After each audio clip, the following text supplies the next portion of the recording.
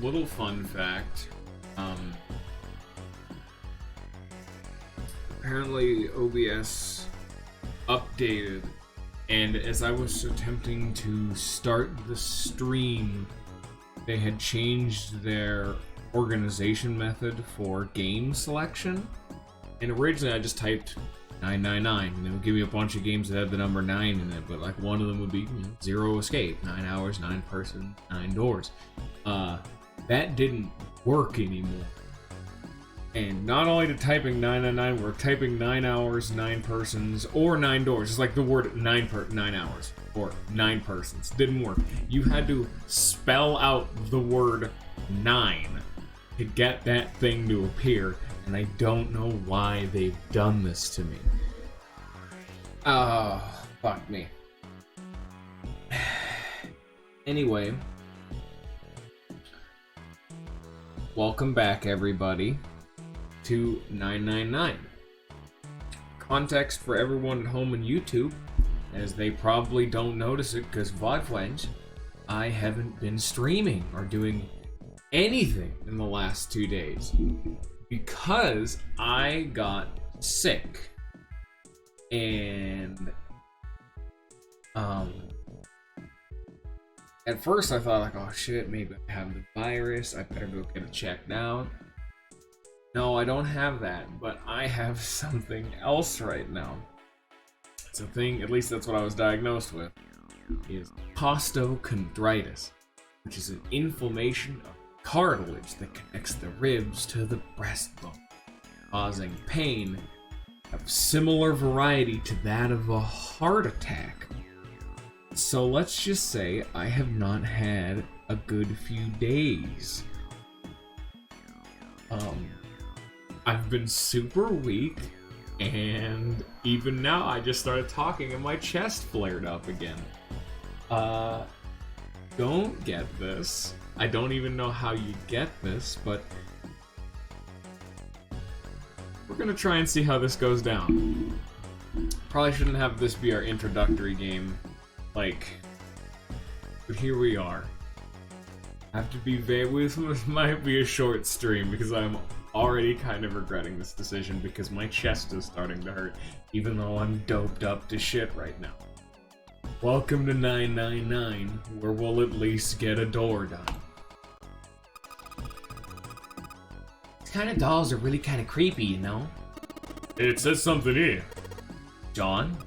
You think that's the doll's name? Maybe. The thing is creepy. Wonder what's on the bed. Oh no, my voice is fine. That's not the problem. It's just like...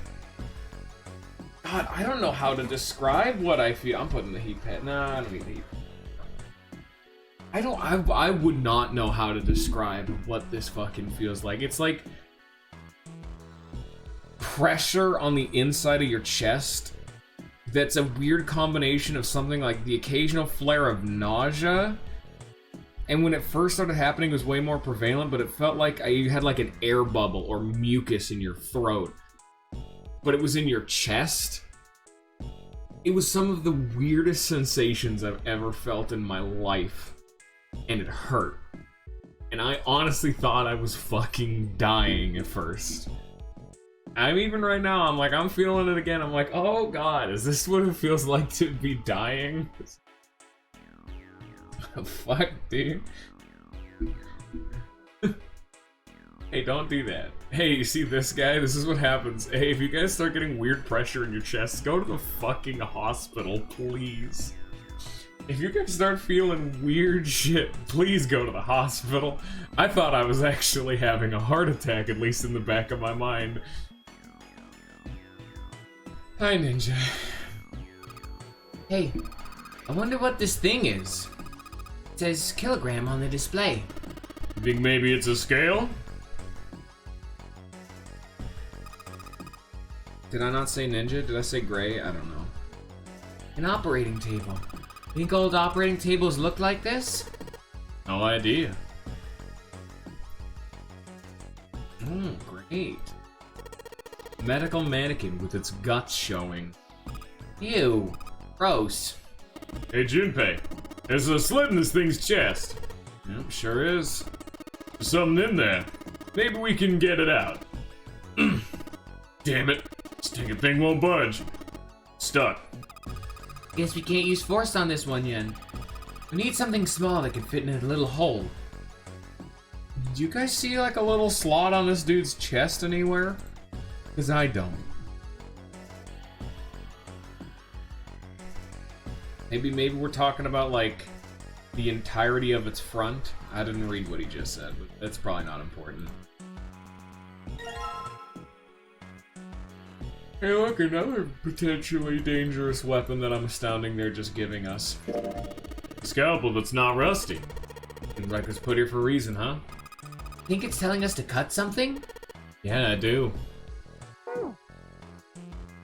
Those are fucked. Can it just work?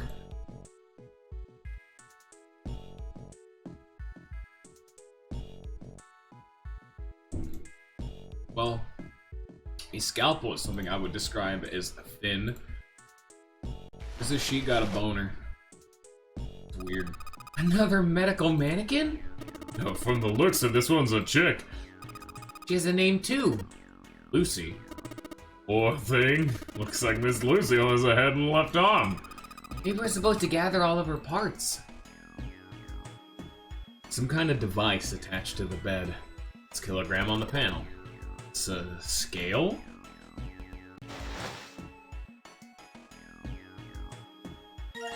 We got kosher forceps. Unless it's cocker. Cock forceps. The HER is silent. Are those scissors? They look kind of funny. Probably a pair of kosher forceps. Surgeon used them during operation. They hold blood vessels shut and keep tissue out of the way. We can use it to pull stuff out of small holes or something like that. Okay, well that answers that question then, doesn't it? I'm going back. I got a lung. Been very, very fucking topical that we have this particular dungeon puzzle while I'm currently experiencing a midlife crisis of the medical variety. Obviously.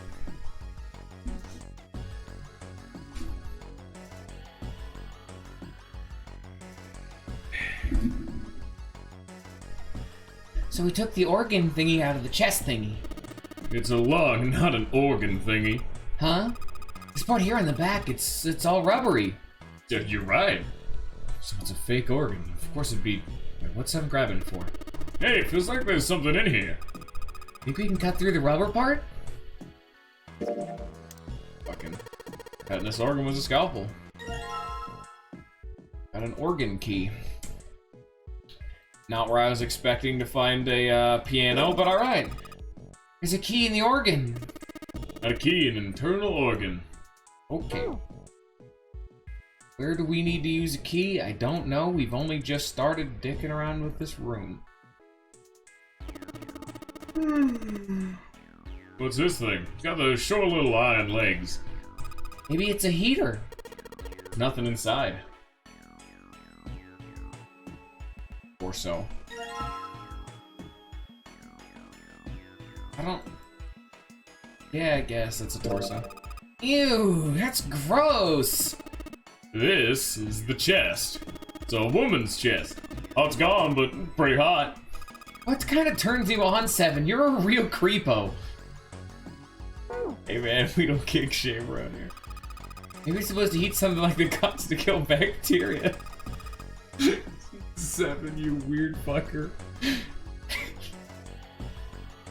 Alright, you know what, 7? I think we're gonna need to go pull out the TMI on that one, my man.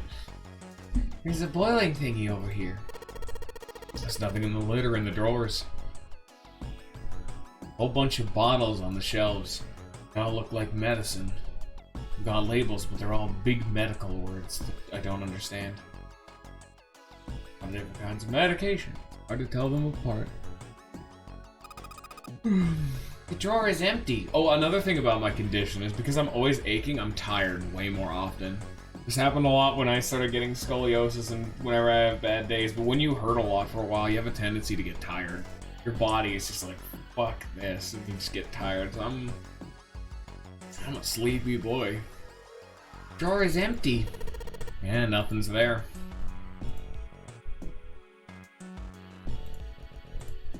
Another fun thing about this whole edition is I feel like I'm walking on eggshells around myself. Which, that's always a fun thing to deal with. Wait, got a key. Awesome, it's unlocked. Okay then, holy shit. Something stinks. Come from this bottle? It says NH3. Well, that of course stinks. It's ammonia. Oh, okay. Hey, Junpei, there's dehydrogen monoxide on the shelf. Why did you just say water?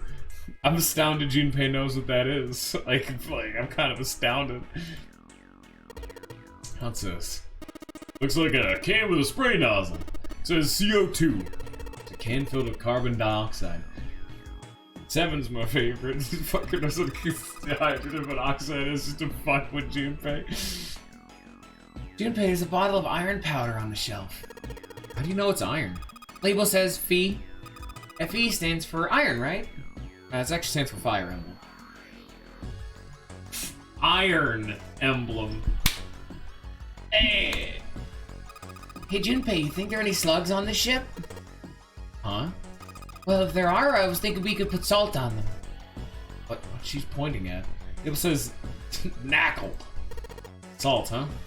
You think 7 will shrivel up if we put it on him? Hey, see something? Oh, good stuff. Let's go for a drink. What are you talking about? I'm talking about that bottle.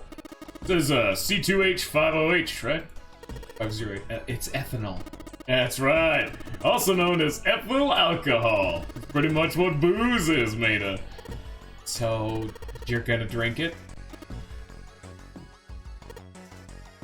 I won't. I say that's what's in the label, but it could be anything in there.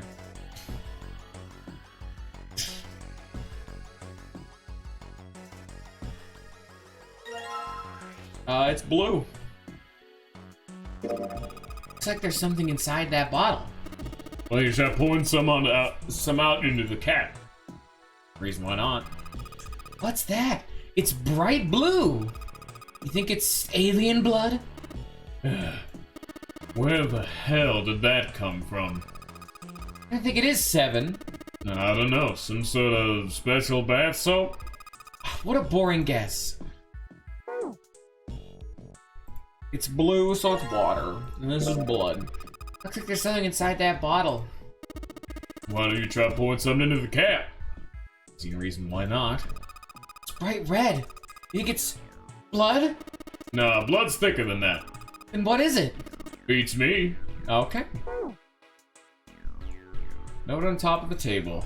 1 iron, iron 1, salt 2, water 3, carbon dioxide is unknown, ammonia unknown, ethanol unknown. People start writing this down. What do you think it's a hint for? It's got something to do with this box. This box is locked. Looks like you have to enter a passcode on the keypad to open it. Only enter 3 numbers. E is for enter and C is for... Give it a shot. I do not think we're ready for this unless it's... Bad game. Thing won't open. Locked? Probably need to put it in a passcode. I mean, geez, even got a keypad on there. How much more obvious can you get?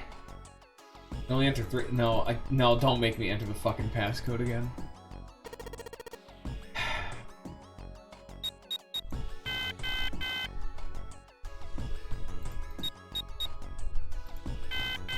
It's just that easy. I mean, I got these bottles. Okay, so it's... No, look at the fucking note. Okay, someone actually post this in chat. I don't want to have to keep coming back here. But iron is 1, salt is 2, and water is 3. So... Water was top right. Salt was bottom left and iron was top left. Carbon dioxide.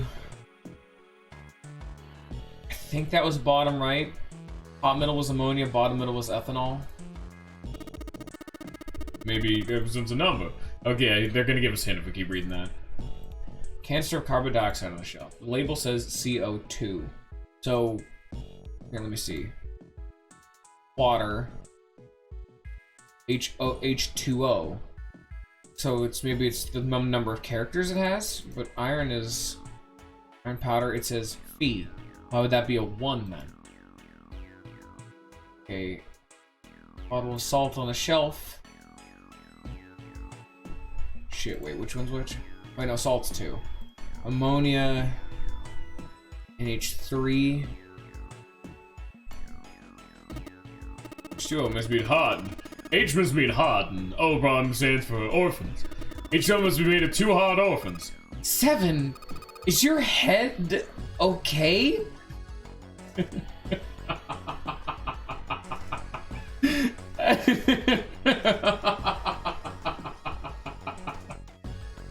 Ow. Is your head okay?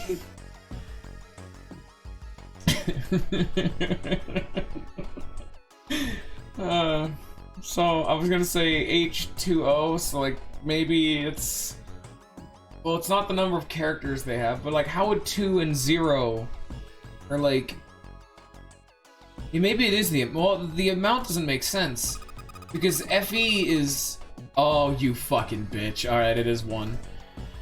Okay. Okay, yeah, that's the amount of atoms it has. CO2, so that would be 3. Carbon for oxygen, so carbon dioxide is made of, well, carbon atom and 2. This game's getting real obvious. It literally is a fucking the amount of atom. I forgot that I'm just fucking. Yeah, no, so it's. Wait, carbon, yeah, carbon, so carbon would be 3. Oh, you fucking give me hints. Holy shit. Okay, C2, so that'd be 2, H5, then OH. So it'd be like what? Like 2, 7, 2, 7, 8, 9? Why is there a second H? So yeah, no, that would still be 9, but it was just a weirder way of getting it. So 9. Made of 1 nitrogen, 3 hydrogen. So 4, so it's 3, 4, 9?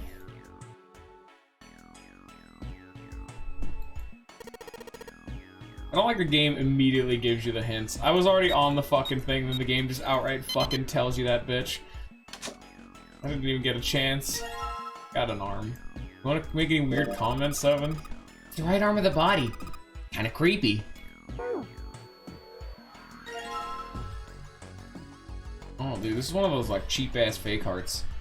If you had a heart like this in your body, you probably wouldn't live very long. We already got it. 4 is, it's literally just the amount of atoms they contain. So H2O. The 2 is referring to 2 hydrogen and 1, or is 2H and then 1 O. So it's 2H, 1 O. That would be 3 total, so the number's 3. It's simple shit.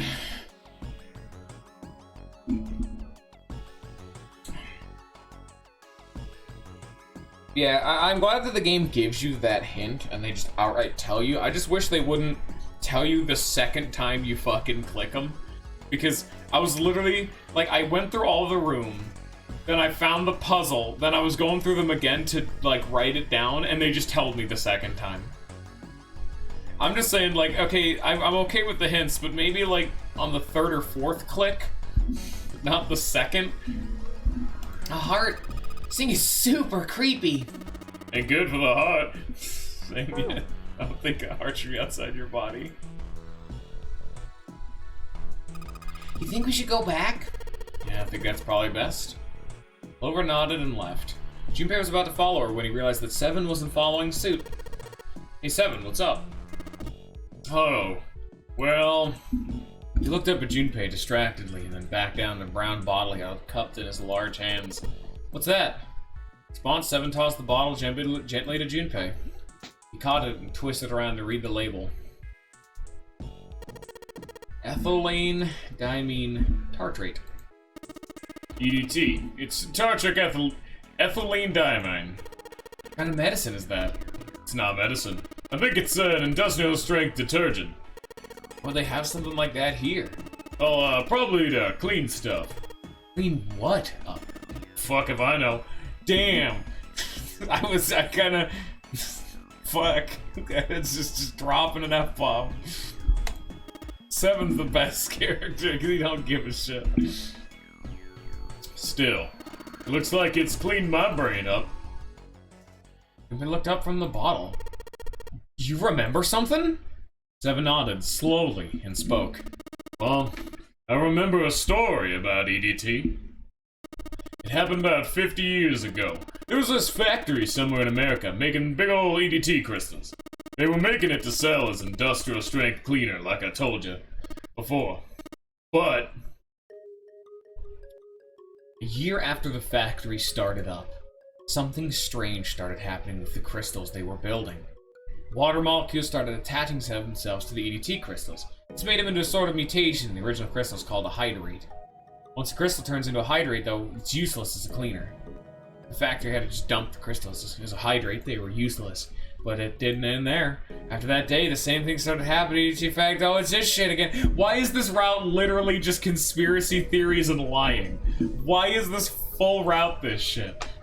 And crystals the same way with the same materials and the same equipment environment, but now all of a sudden every single crystal they form turned into a hydrate.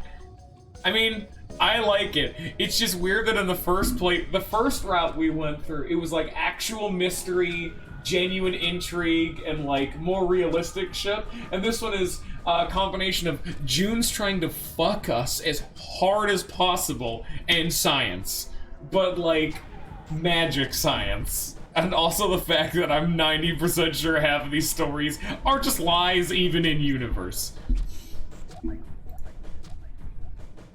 I drank a whole bottle this before coming here, that's why I don't remember anything.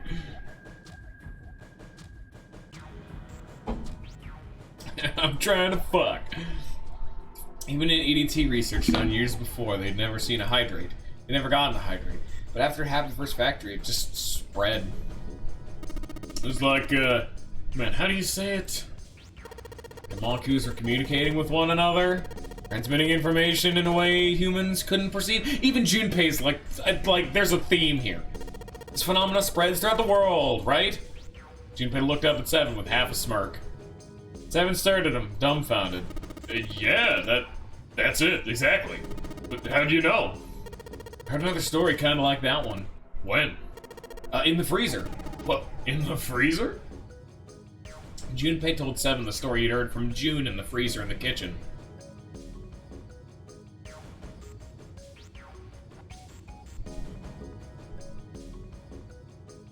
Sion, have you not actually gone back to watch the fucking VODs yet, please? It's been like a full week since I last streamed this. You missed the first ending. You literally don't know the ending to this game. There was a gun, everyone died. Fucking Lotus exploded into a gore pile, like I had said earlier. It was a spoiler, none of you knew. It was in the last ending, the episode you missed. And one day glycerin began to crystallize, and sort of ice that wouldn't melt at room temperature, just a bunch of bullshit. When Junpei was done, Seven looked thoughtful and absentmindedly rubbed the scar on his chin. As that doesn't melt at room temperature, huh? Sound familiar? Yeah, hold up. Feel like I can remember something. It's right there. Seven squinted. His eyes stared off into space if he were trying desperately to focus on something far away. Do you know something about it or know about Ice 9? Fun fact, just... oh yeah.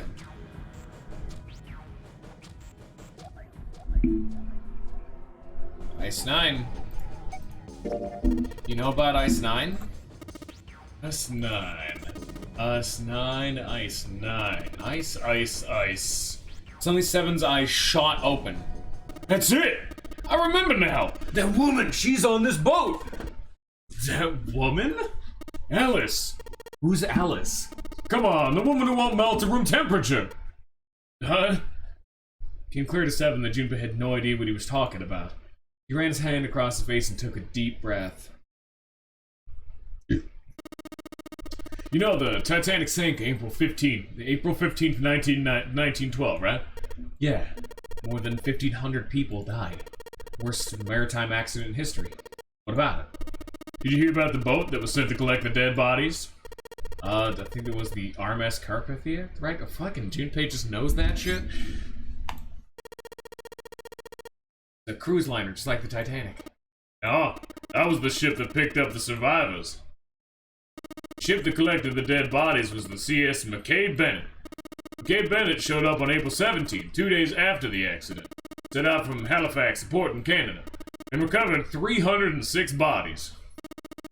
The Atlantic that far north is really cold. It would have to be, for there to be icebergs and stuff. Anyway, the bodies they pulled out of the water were frozen solid. This isn't a very nice story. So what happened next? Well, they say that McKay Bennett recovered something more than just dead bodies. There were various bits of stuff floating around in the water, things the drowned had carried with them, and stuff dislodged as the ship sank. One of the things they found was a coffin. Coffin? Oh shit, this is Dio. Yeah, a wooden one. Craftsman who made it must have been pretty skilled. It wasn't just a wooden coffin, it was all wood. There were no nails or reinforcements, and there were no gaps in the wood anywhere. It was airtight. You got pretty curious as to what might be inside and opened it up.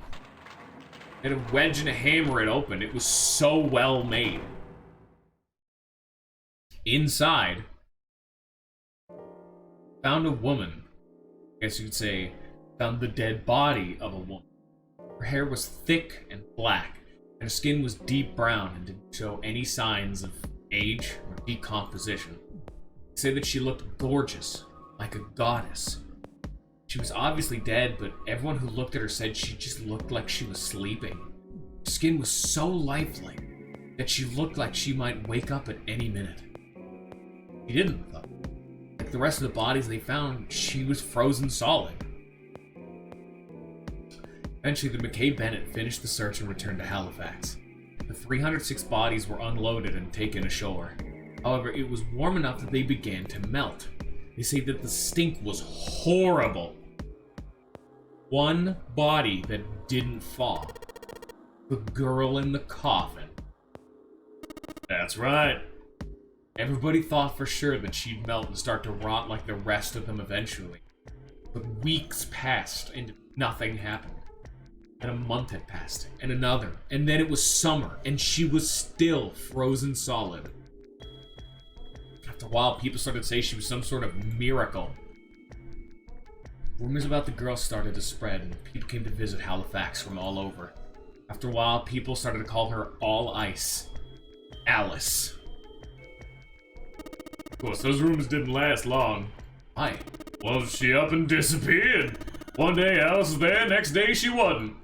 They say someone snuck into where they were keeping her and stole the body. With the body gone, the rumors followed pretty quickly. And after a while, no one remembered her. You might be able to find something about it if you could find a newspaper from back then, but that's about it. Wait. You said she was on this boat. Yeah, I did. Alice has got to be somewhere on this ship. Now, why the hell would you say something like that?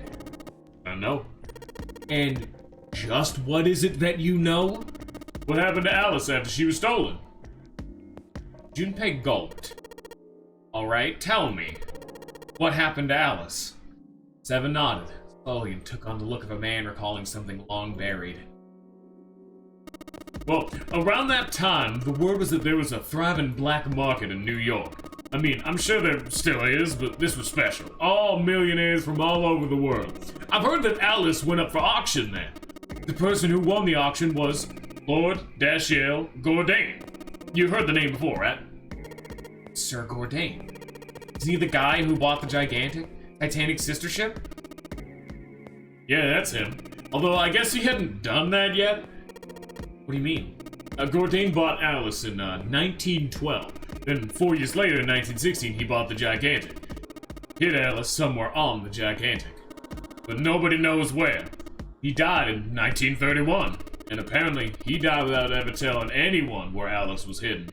However, What? well, he did have one close friend who asked him. It's Alice. He said, Alice sleeps in a small chamber past the forest of knowledge beneath the navel of the gigantic. What the hell is that? Some kind of riddle? Your guess is as good as mine. Seven threw his hands up in defeat. So that's it. Whatever you think, I believe it. She's hidden somewhere on the gigantic. Other words, hidden somewhere on this ship. Or Junpei could dispute Seven's rather bizarre claim. Heard Clover's voice from the door. She did not sound pleased. Scion, hey, what are you two doing over there? Stop wasting time and get over here. Okay, we're coming. Seven looked at Junpei. Yeah, so anyway, that's the story. Might be useful someday. Don't forget it. With a cryptic remark, he turned left the room. What the fuck kind of say this? Dude, you may need this in your life. Do not forget it. And then he walks out. What the fuck is this, Seven? Don't think you're just gonna walk away after saying that.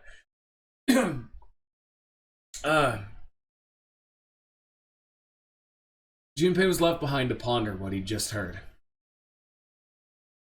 He tried to remember what June had told him earlier. The mummy wasn't just a normal mummy. They say that she was frozen. The story says from that time of its discovery all the way through to when it got put on the Titanic. And even though it was carried through the desert, her body never melted.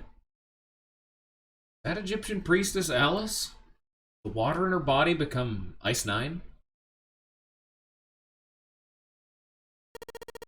That's nuts. There's no way somebody like that could exist. Junpei shook his head, trying desperately to clear it, and followed Seven to the operating room where Clover was waiting.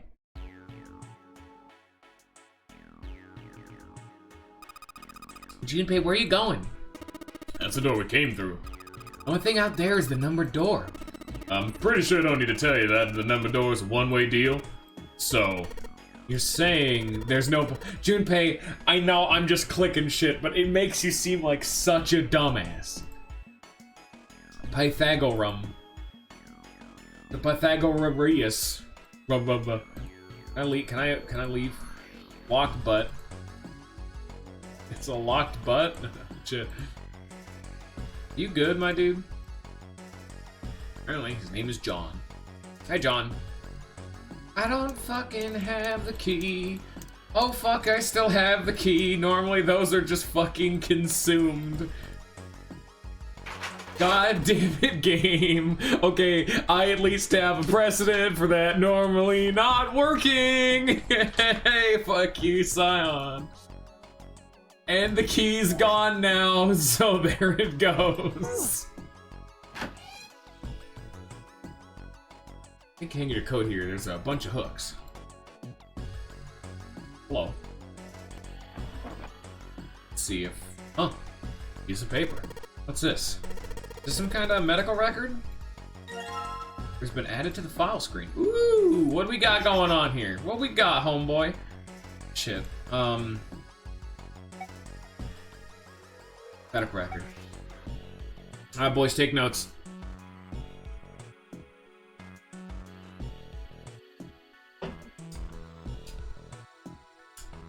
Yep, alright. I hope you guys wrote that down, because that'll be on the test.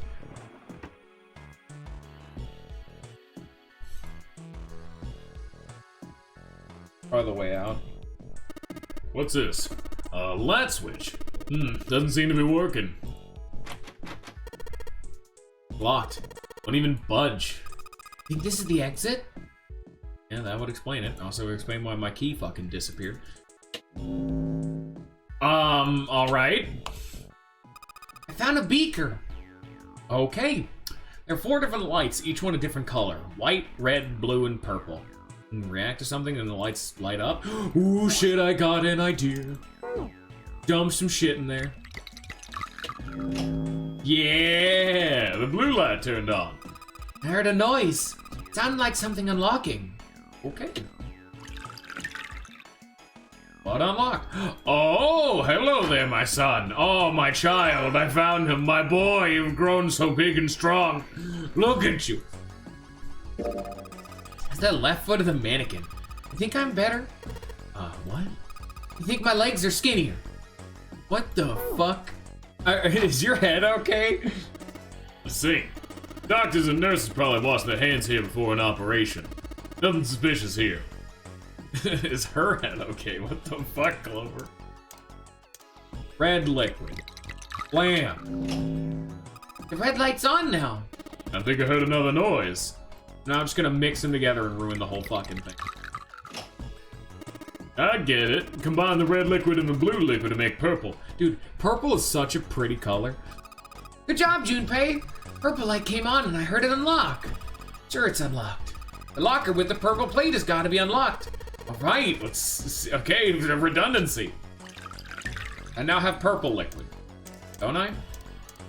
Oh, I do actually. I was gonna say, this is some. What kind of fucking power does Junpei have to somehow rebottle the individual colors? My boy, he's grown so big and strong. There's the rat foot of the medical mannequin. Yes, it's a woman foot, but damn. Doesn't look hot at all. Have you got something for feet, Seven? No, that's crazy. You're sure acting kind of shady. That's not hot. He said it's okay. He said it's not hot. It's a really big nose. I was thinking that too. That's no nose. It's a stomach. Oh, a stomach. Okay. You just start slapping them together? No? Okay. These people are Okay, Scion, we have been in this fucking boat shit for like 30 hours. I mean, these drugs are still in effect, bro. There's some shit. I got some shit. Come here. That didn't look very comfortable. Okay, so we collected 6 parts of the medical mannequin. Ones we got must be for Lucy, right? Yeah. Seems like it. So give Lucy her parts back. Any objections? Nope. Agreed. Alright, let's get started. Combine! Fusion ha! Hey, nothing happened. That's odd. Maybe it's the wrong weight. Wait, Yeah, well, you know how there's a scale on the side of the bed? Maybe we need to get the scale to a specific number. How gonna do that? I think we're supposed to swap her body parts with John's. Oh! Oh, let's give it a shot. Henshin a go-go, baby. Dude, I need to play Beautiful Joe on stream. More people need to respect. Okay, and then I get to scroll up to see what the fuck Scion listed their weights at. So I need to get this. Wait, one of them needs to be the fat fuck. So 53.2, I think.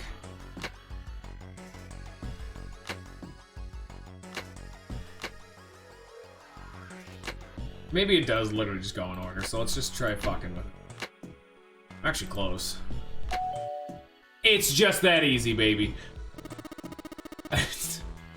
It's just I literally just tried swapping them to get like a baseline and it auto solved.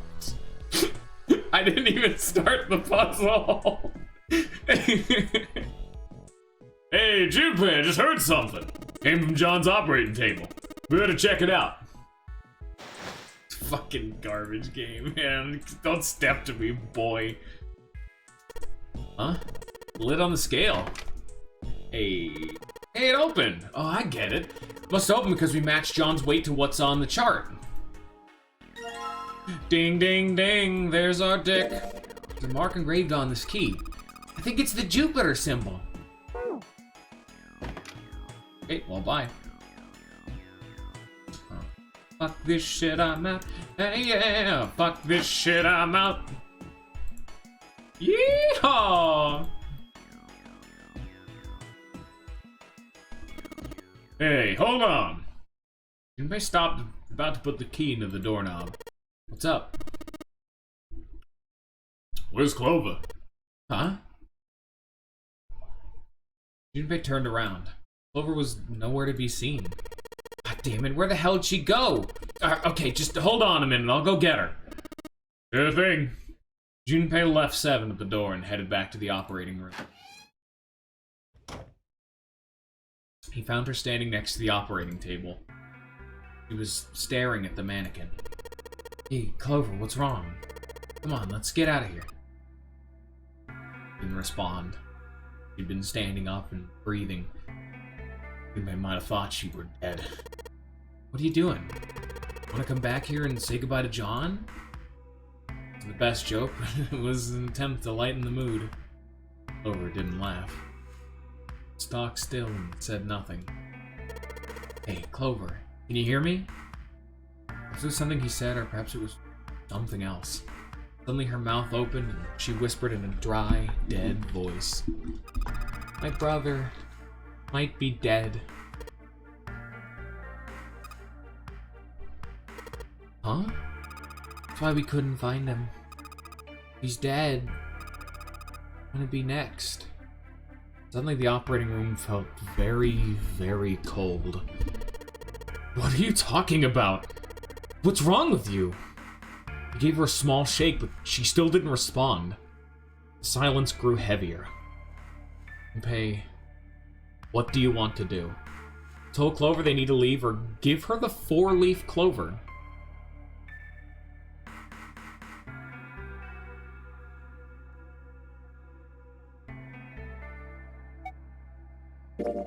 Oh, yeah.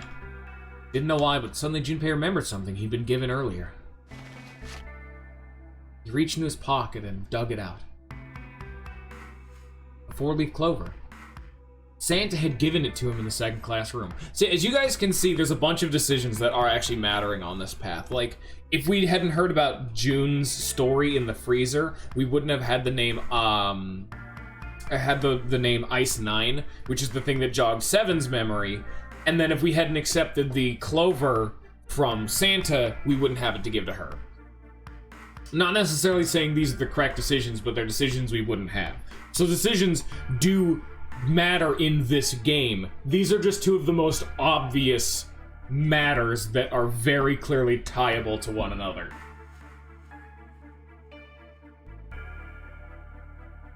Not saying they're right or wrong. I'm just saying, I'm just giving an example that your decisions matter and that they affect future decisions. Keep that in mind from the here on. Santa had given him the second class. He held it out to Clover. Did you know that each leaf on the 4-leaf clover means something? Hope, faith, love, and luck. Take it. Use it as a good luck charm. He pressed the 4-leaf clover into her hand. Listen to me, Clover. No matter what happens, you can never lose hope. You have to remember what's most important. That's to have faith and have love. If you can remember all those, that'll bring you good luck. Snake, I mean your brother. He's not dead. He's alive. Somewhere. I'm sure of it. You just gotta believe in that. Clover stared at the 4-leaf clover in her hand. You could see tears start to form at the corners of her eyes. Thank you. Her voice was tiny and broken as she spoke. Started to cry.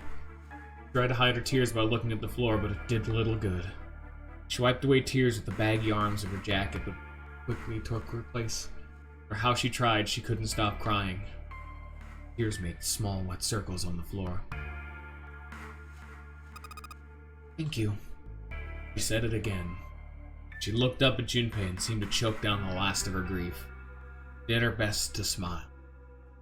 Junpei wiped an errant tear from her cheek with his thumb and gave her the best smile he could manage. Now come on. Seven's waiting for us at the exit. Still, she didn't move. Wait, before we go, there's one thing I want to ask you. What's that? What do you think when you hear the word experiment? For a moment, his mind froze. He came back to his senses and realized the word meant nothing to him, aside from the dictionary definition. What? Oh, huh. I guess it was just a coincidence then. I mean, you knew the 4-leaf clover? Look, I'm sorry, I don't want to be a jerk, but Making less than no sense right now. Oh, no, it's nothing. Just forget about it. No, don't give me that. You really think I could just drop this? What is this experiment you're talking about? Clover looked away.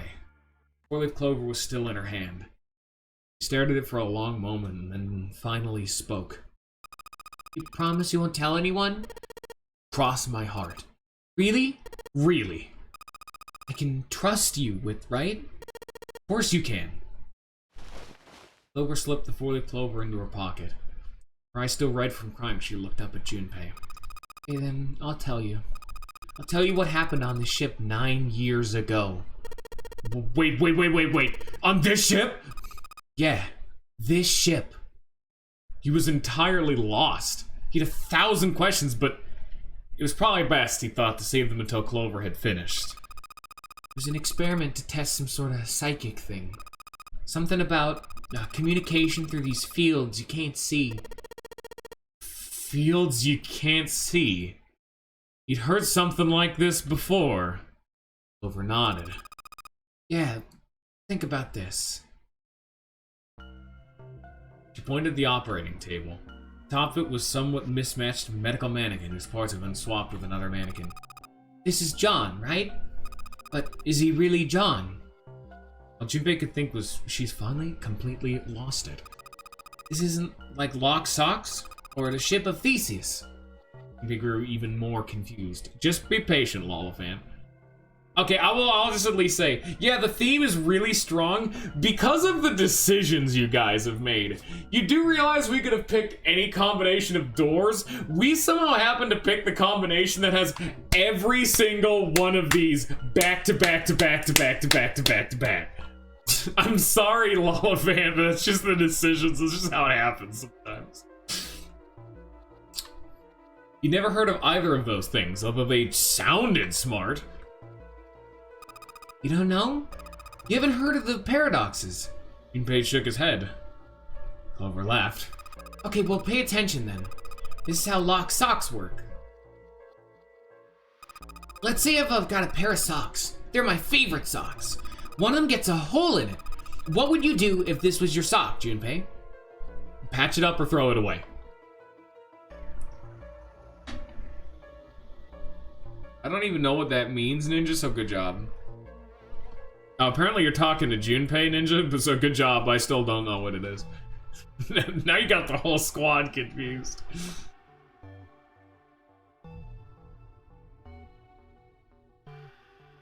It's just an example, Lollifant.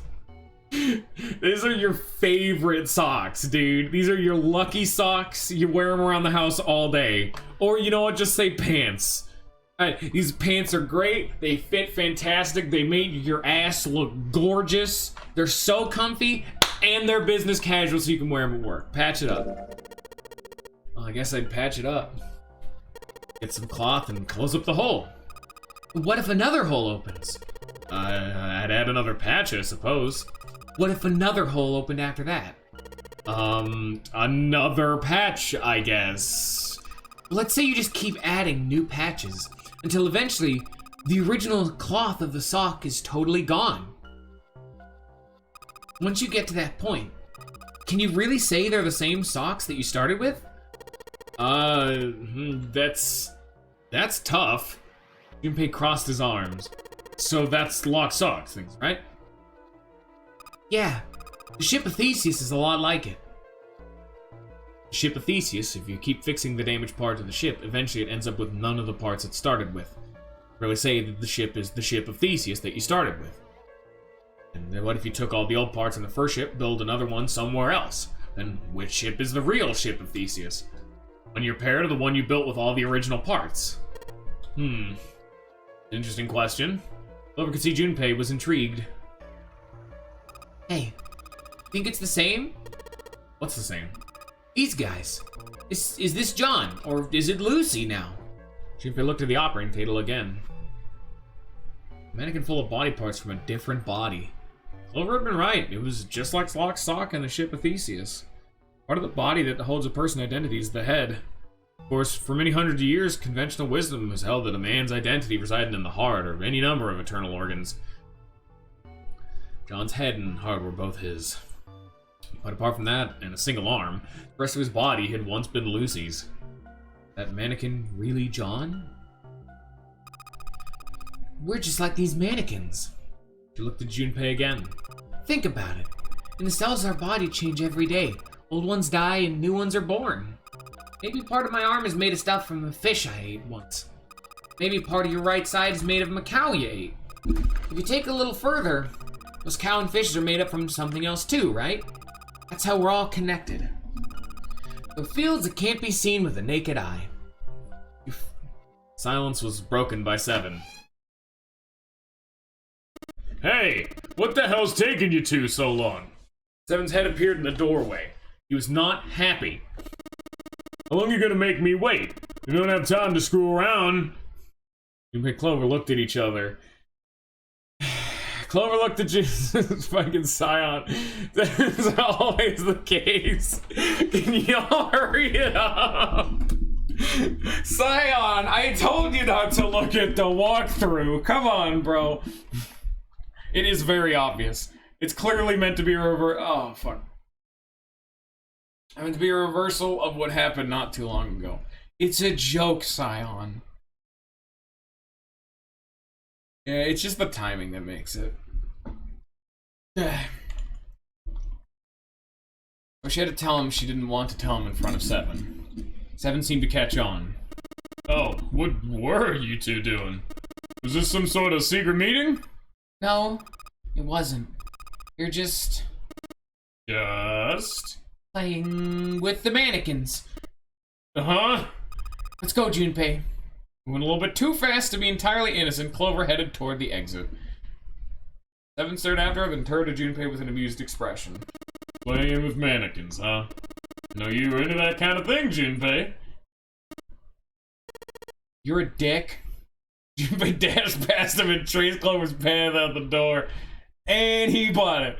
With short lamps. Oh no, Seven's totally fucking with him. There's no way he bought this. You're a dick. They stood looking at the door. I love Seven. I think Seven might be my favorite character. Like, Seven's fantastic. I actually saw that on the wiki. There was like a fucking popularity poll. I think Seven actually ranked 7th, and I'm like, yeah, these fuckers. Who the hell would they put above my glorious bastard? He's great. Stood looking at the door. Yeah, Snake's also like top tier for me. Snake, unironically, Snake and Seven are probably my two favorite. He's fucking gone, dude. Alright, I'm gonna open it now. That cool? Don't need to keep asking. Just do it, alright? Fine then. He slid the key into the keyhole and turned it. He felt it unlock. Now, talking about favorite characters, like, Junpei is a pretty interesting character in this game, but he definitely wouldn't be seen as my favorite. Dude, the sequel to this game made the main character, Sigma, debatably one of the best characters in the franchise for me. Sigma is so good, and the fact that it's the main character is always impressive whenever a game can make the Mario, the protagonist, just the best. Hands down, this is the guy.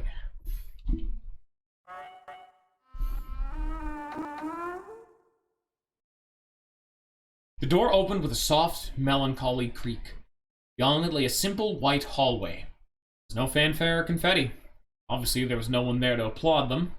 They simply walked through the door, and that was it. Alright, let's get going. Hey man, what's up with you? You get serious, you know? Can't you sound more happy? You know, get a little excited. Yeah, June's great. Like, this game has a really strong cast. Junpei's kind of basic, but he's smart, airheaded. He's just a very standard protagonist. He's dense as a sack of fucking bricks.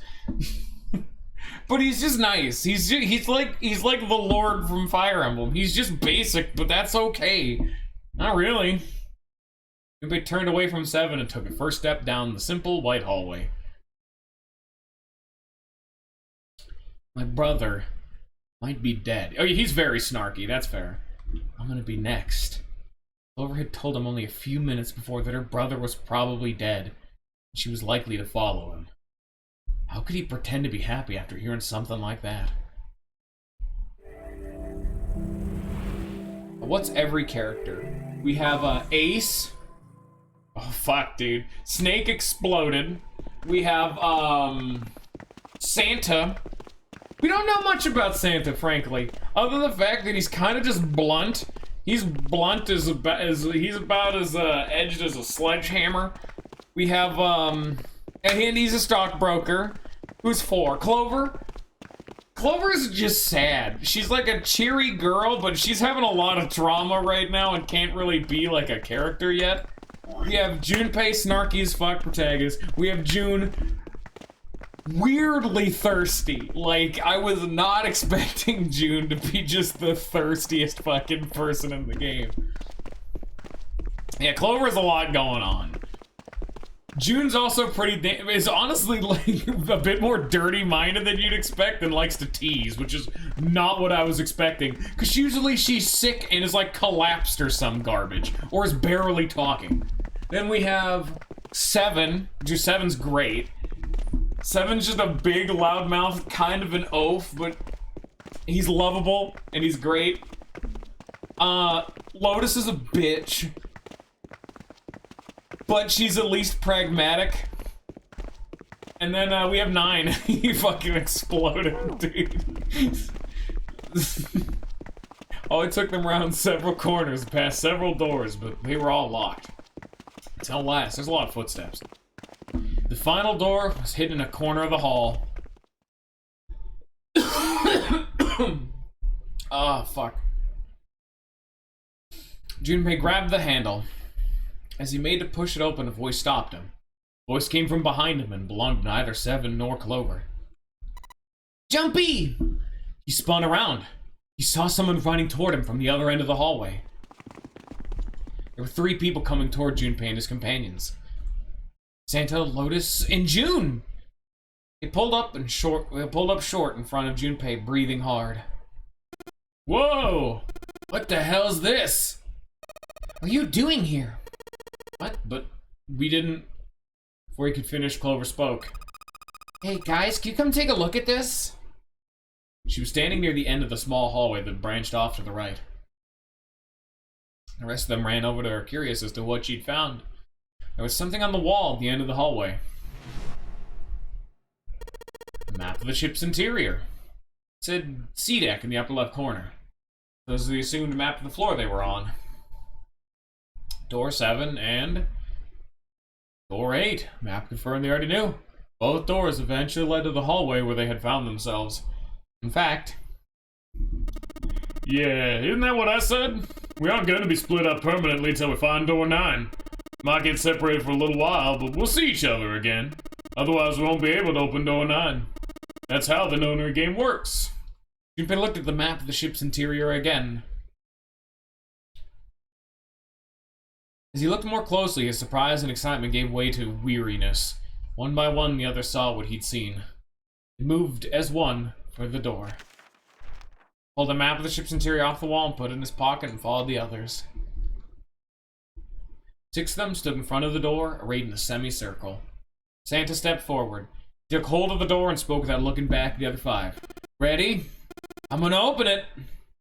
Slowly, all 5 nodded their silent assent. With a deep breath, Santa threw open the door. God damn it, Santa, I keep forgetting the fucking voice I have for him. Or at least where it is in my vocal range. They poured through the doorway and into their room. Even without looking around, each one of them knew where they were. They were just where the map had said they would be. Same room they'd been in not so very long ago. Tremendous central hospital room with empty beds from wall to wall. Hey, we can skip dialogue again. Look at this. Redundant cutscenes. The key? Ain't that what I just said? I'm talking about the Jupiter key. We found it in the operating room. Right, Junpei? Junpei nodded. Ah, the solar system keys. Actually, we found one in the laboratory, too. Yeah, okay, so we just have reversed keys. Still warm key with an Earth symbol on it. Woo. I lose it, so probably better if you hold on to it. Yeah. Door 8, 7, and if you look at the map, 3 all lead to the same shit. They're literally just a way to get us keys. How do you not remember this, Scion? Did you not watch the VODs? I knew it. You aren't even a real VOD friend. You've been trying to get into my good graces. The key which had been found in the operating room. I can't skip dialogue. Saturn key which had been found in the kitchen. Earth key which loaded and just handed to Junpei. And away we go.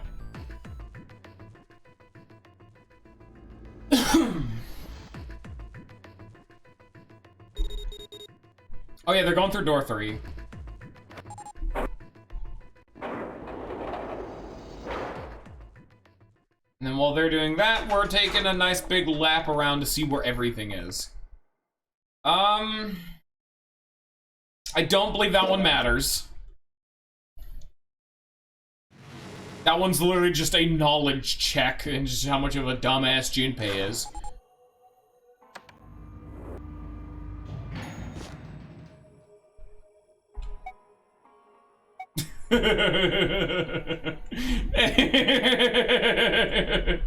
June was probably afraid of being locked up alone with the boy or that they could only go down. Don't choose that one. What's wrong? Remember, this is the whole thing where the elevator is going to like a flooded deck. We're afraid that, you know, if we go down, we'll die. That's the thing. But what about this one? Well, why not this dialogue option? Yeah, no, silent. Go down. No. Lollifant tiebreaker, which one? God, you bitches. They're weak. They don't want to change the timeline, Ninja. Are you telling me we can't tease June? She's already down to fuck. DTF as hell.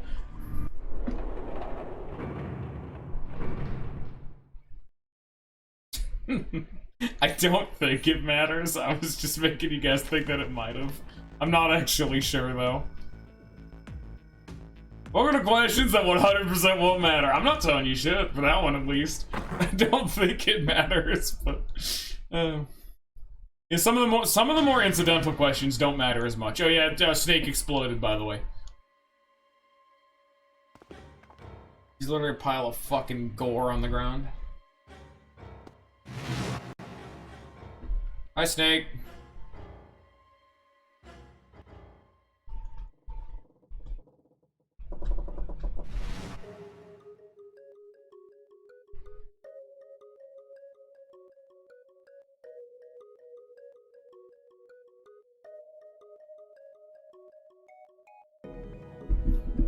Was Zero still on the ship with them? Junpei wasn't sure, or of course they are.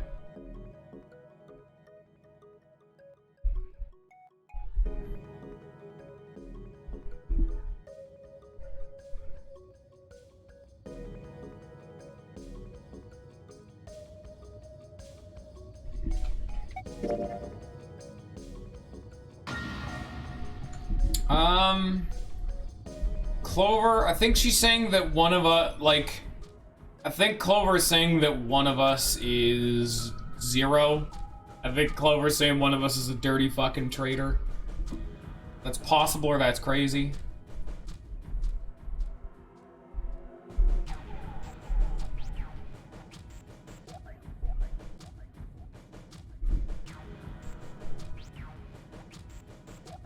Can I go to the backlog? Oh, I can't do the backlog. Yeah, alright. I think Zero's one of us. Yeah. She's saying, I think Zero's one of us. Is it possible or no? Not at all. Couldn't be.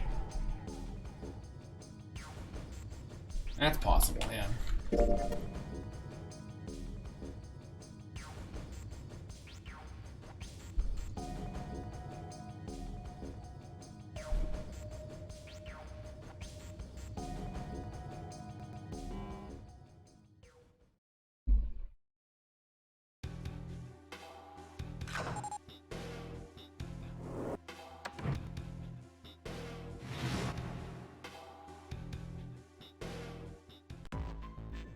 Oh yeah, this. Okay, we get to pick what door we're going through.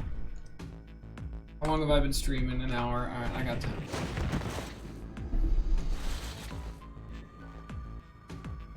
That very fucking important decision, boys.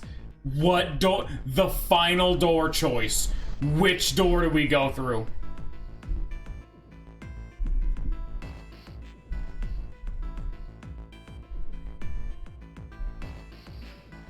Has to be with Clover. Actually, let's see where Clover wants to go. Okay, Santa and June went 6. We've done that before. 7 and Lotus want 2. Clover and Ace want 1.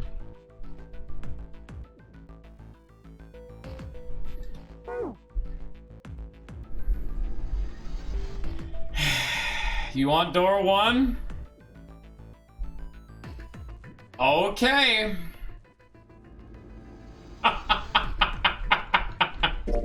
All right.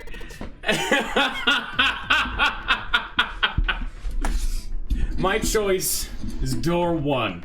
Santa was unconvinced. Hey, wait a minute there. You cheating? Cheating? I'm asking if you changed your number after you heard what doors we wanted. How can I do that? I wrote it down on the paper earlier. Let me see that. Junpei shrugged and handed it to him. Santa examined it furiously. The others peered at it as well. As they did, Junpei quickly slipped the piece of paper he'd been hiding into his pocket. Although he'd never know it, Santa had been justified in his suspicion. Junpei had to switch to the papers. He'd prepared 3 pieces of paper for doors 1, 2, and 6. Put the paper with door 6 into the pot. Put a small mark on it so he would know which one was his. Put the paper that said door 1 in his left hand and the paper that read door 2 in his right hand. Drawing began, he saw to it that he drew last. The rest was easy. If he wanted to go into door 1, he'd use his left hand. Right hand if he wanted to go in door 2. Of course, if he wanted to go door 6, that'd be simple. All you had to do was switch nothing and say 6 had been what he wanted all along. Which is what happened in the other timeline. And because we picked door 6, we had no idea Junpei did any of that. Which is what you guys even commented, how the fuck, like, would you even, like, manipulate that, deciding it in advance like this, other than some timey-wimey gameplay bullshit? No! Junpei literally deceived all of them and just got to decide at the end of it all anyway. Well, what does it say? Well, yeah, of course he's fucking with the paper. I'm just saying the specifics. It's cool. He fought the urge to smirk. Huh, you got lucky. Santa snorted and tossed the paper aside, frustrated. Very well. You decided who will go through door 1. It'll be Clover, Junpei, and myself. Well, that actually works. Only problem is the 2 remaining teams. June and I want door 6. Lotus and I want door 2. That's not good. We can't open either of those doors with only 2 people. Fine. 7 will go through door 6. Oh, yeah, that makes sense. Sure thing. Didn't really want to go through door 2 anyway. Besides, if we got a younger girl with us, it'll lower the average age. Right, June? Well, I was at a loss for words. Lotus was not. That pig. You just wait and see. Eyes were in the eyes of a woman prepared to kill. Shiver ran down Junpei's spine. Oh shit. Even after they separated at the staircase, Lotus was still muttering angrily to herself. Circumstance dictated that Junpei and June would have to part ways again, but this time it didn't quite sting so much. After all, he knew he would see her again. If we find that 9 door, 0 ain't gonna split us up. Might as well, we might get separated for a little while, but we won't see each other again. Otherwise, we can't open door 9. That's how the Nonary game works. Oh fuck, I need to make a decision coming up very fast here, guys. How do we want to do this? I cannot finish the game today. And so we need to make a decision. Do you want me to do the puzzle today? I'm gonna stream this tomorrow because we're getting to the ending. Because fuck it, I'm sick and I'm doing what the fuck I want, which right now is 999. Fuck the schedule, I'm the streamer. I cannot finish it today. But do we want to do the puzzle room today and have tomorrow just be the ending? That could be like 30 minutes of content at most. Like it could be literally just half a cutscene, we die and start a new run. Or tomorrow we could do the puzzle and then the ending, but if the ending runs long, we'd have like a 5 fucking hour stream and people might need to go to bed. We don't know that, Scion. Or do we? Ah!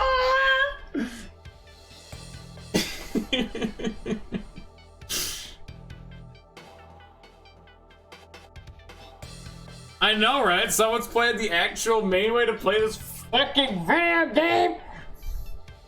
So I think we'll do the puzzle today and then we'll call it. So we'll do door 1 and then we'll call it, and then we can do the ending tomorrow.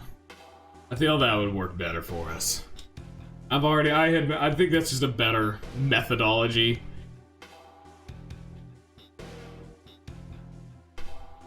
I'm gonna do the puzzle first anyway because you guys heard me laughing earlier. I know what fucking ending you're gonna get, and I'm not telling you shit. Junpei, Ace, and Clover headed toward A deck. They took out the Earth Key and opened the door to the left. It opened. They walked through. Now they fucking... It was just as Santa and Lotus had said. At the end of the hallway sat a door with a large red 1 upon it. Numbered door. Left of it, bolted to the wall, was the red. Ace went first and waved his wrist over the scanner panel. Junpei was next. Finally, listlessly, Clover lifted her arm. She leaned toward the scanner panel. The third asterisk clicked to life, shining brightly. Ace took hold of the lever, took a deep breath, and turned to Junpei and Clover. Are you ready? Shall I pull it? Yeah, anytime. Clover said nothing. She nodded, a little more than a lethargic twitch in the head. Very well then, let's go. 3, 2, 1.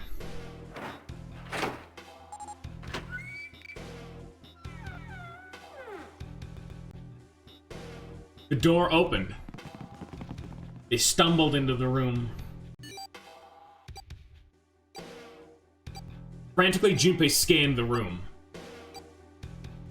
I stopped on the device that would determine whether they lived or died. There it is! Over there! Next to the door where they'd come through was the dead. As one, they ran to it. They put their hand over it as if they were fighting for it.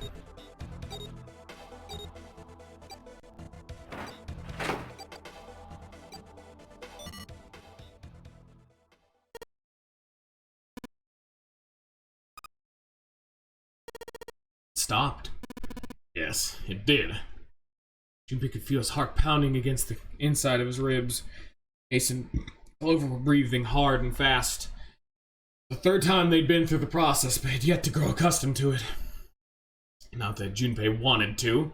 He planned to finish the game before he got a chance to let imminent death become a commonplace. Junpei looked around again, this time more slowly. There was another door, different from the one they'd entered through. He took hold of the knob and easily, gently, pulled it open. So, this is the wheelhouse. He closed the door again and turned to Ace and Clover. Fixed each in turn with a meaningful stare, then spoke. Ace, you investigate the wheelhouse next door. Very well. Clover, you're in charge of this room. Say something. Okay. Well. Right then. Let's get started.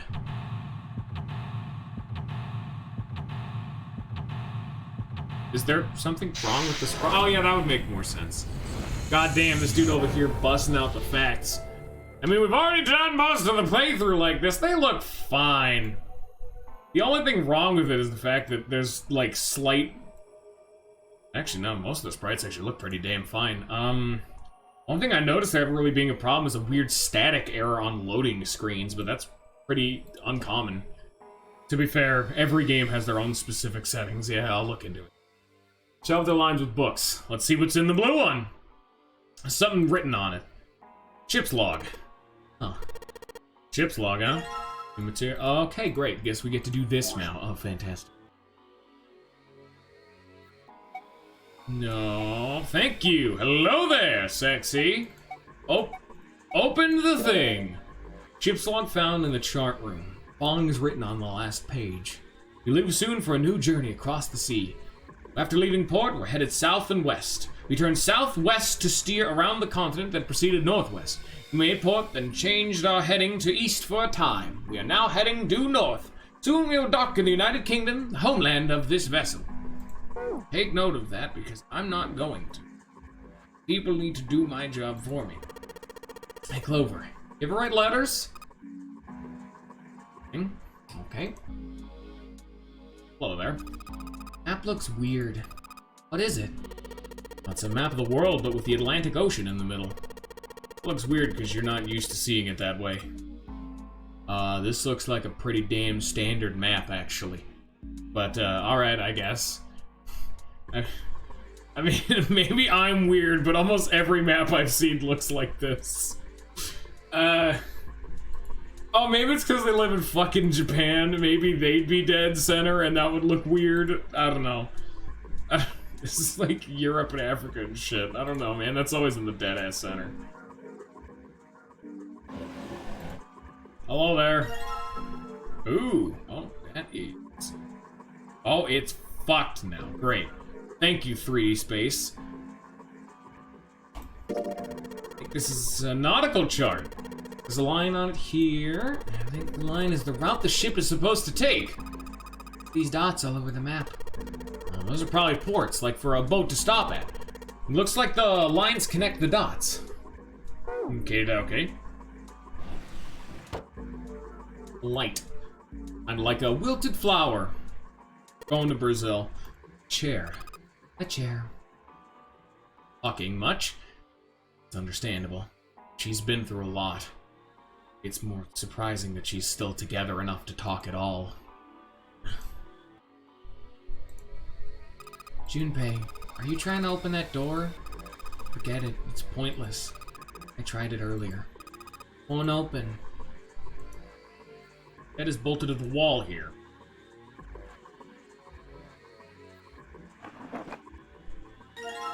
Ooh, hello. It's a pocket watch. Not saying much. Keep looking at the floor. She seems kind of sad. Voice he hadn't expected startled Junpei from his examination of the pocket watch. Oh, a pocket watch. Might I take a look at it? He spun around to find Ace standing in the doorway. Junpei shrugged and handed him the pocket watch. Hey man, what are you doing over in this room? I just thought I'd come check on the two of you. Is there a problem? Yeah, there is, or, well, not a problem, but... What do we want, boys and girls? Well, not a problem, but...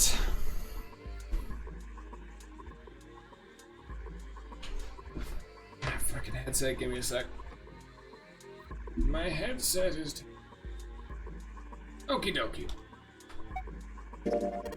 Well, not a problem, but... Why? Well, Junpei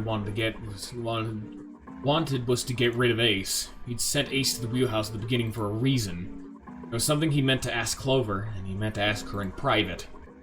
Something he wanted to ask Clover, and he didn't want anyone else to hear him ask it. He also knew that Clover would likely remain silent if there were anyone else around when he asked. That's why he was so desperate to send Ace back to the wheelhouse. Ace opened his mouth and took another look at Junpei and shut it again. A small smirk appeared on his face. Oh, I see, of course. Took Junpei over and glanced at Clover. Apologize for the intrusion. Well, best of luck. Ace gave Junpei a knowing pat on the shoulder and laughed. Oh, we fucking...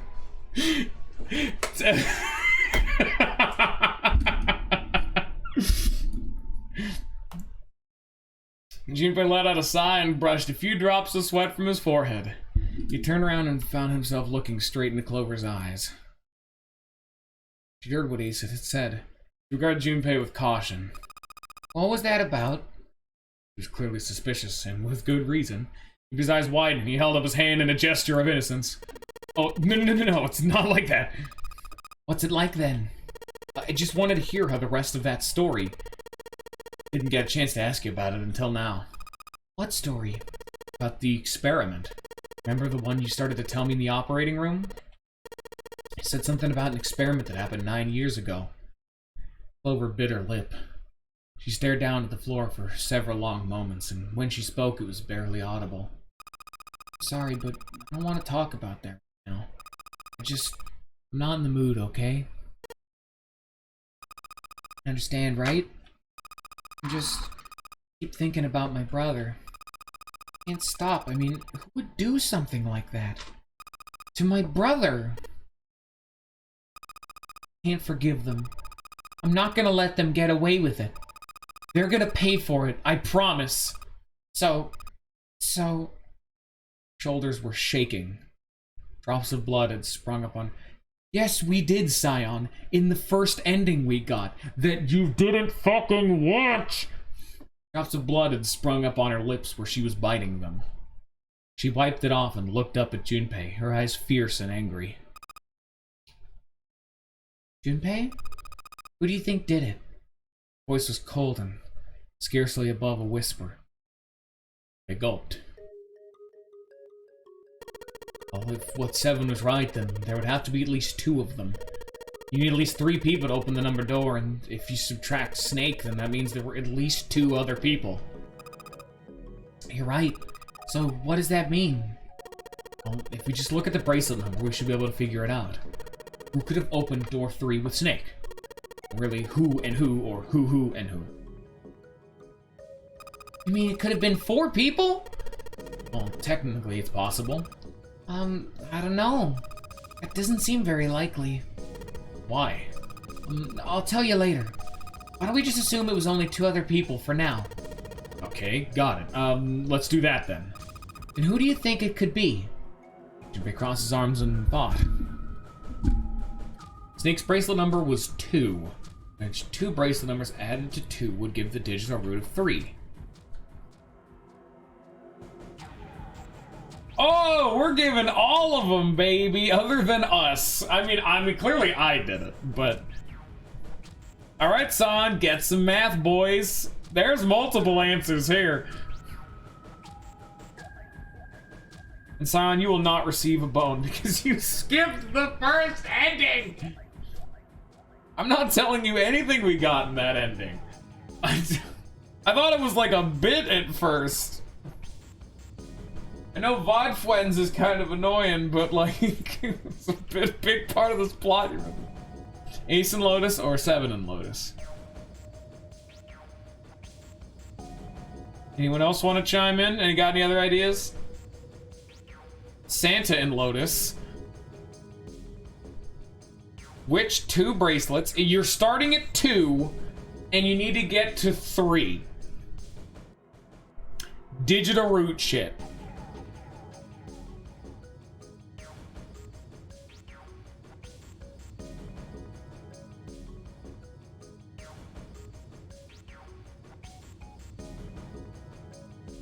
Yeah, Ace and 9 are the only correct Ace combos.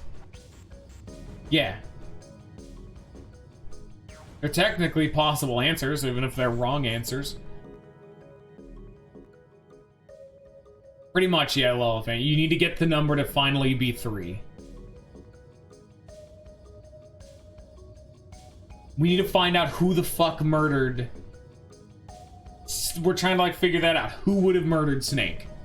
What 2 combination could have killed Snake?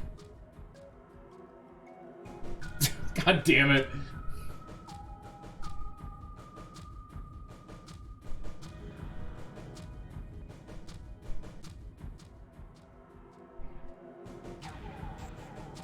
First, we take the number 3, and then we take the number 7.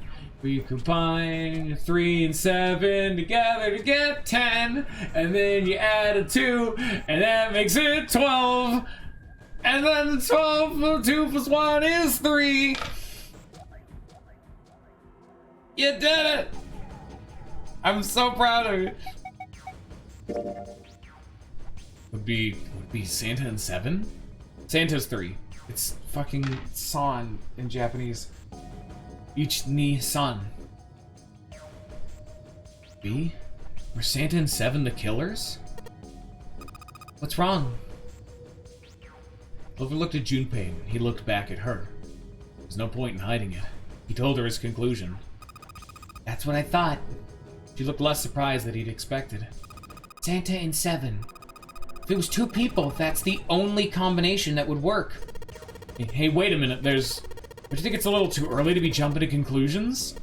Well, all I said those 2 people would have been able to open door 3 with your brother. There might be other possibilities. Well, what other possibilities? He didn't have an answer. He's ready to admit defeat when Clover spoke. Are you saying you think it was 3 or 4 people? I don't think that's likely. Why? Can I borrow your pen and paper? Clover put her hand out expectantly. Junpei pulled out his pen and pad of paper and handed them to her.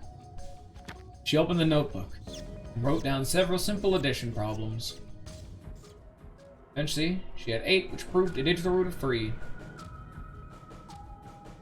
1 plus 3 plus 6, 1 plus 4 plus 5, 4 plus 7 plus 8, 5, 6, 8, 1, 3, 7, 8, 1, 4, 6, 8, 1, 5, 6, 7, 3, 4, 5, 7.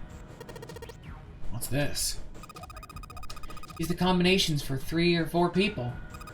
8 combinations. These are the only possible ones. It's Junpei Lotus. Yeah, what shit, we got him.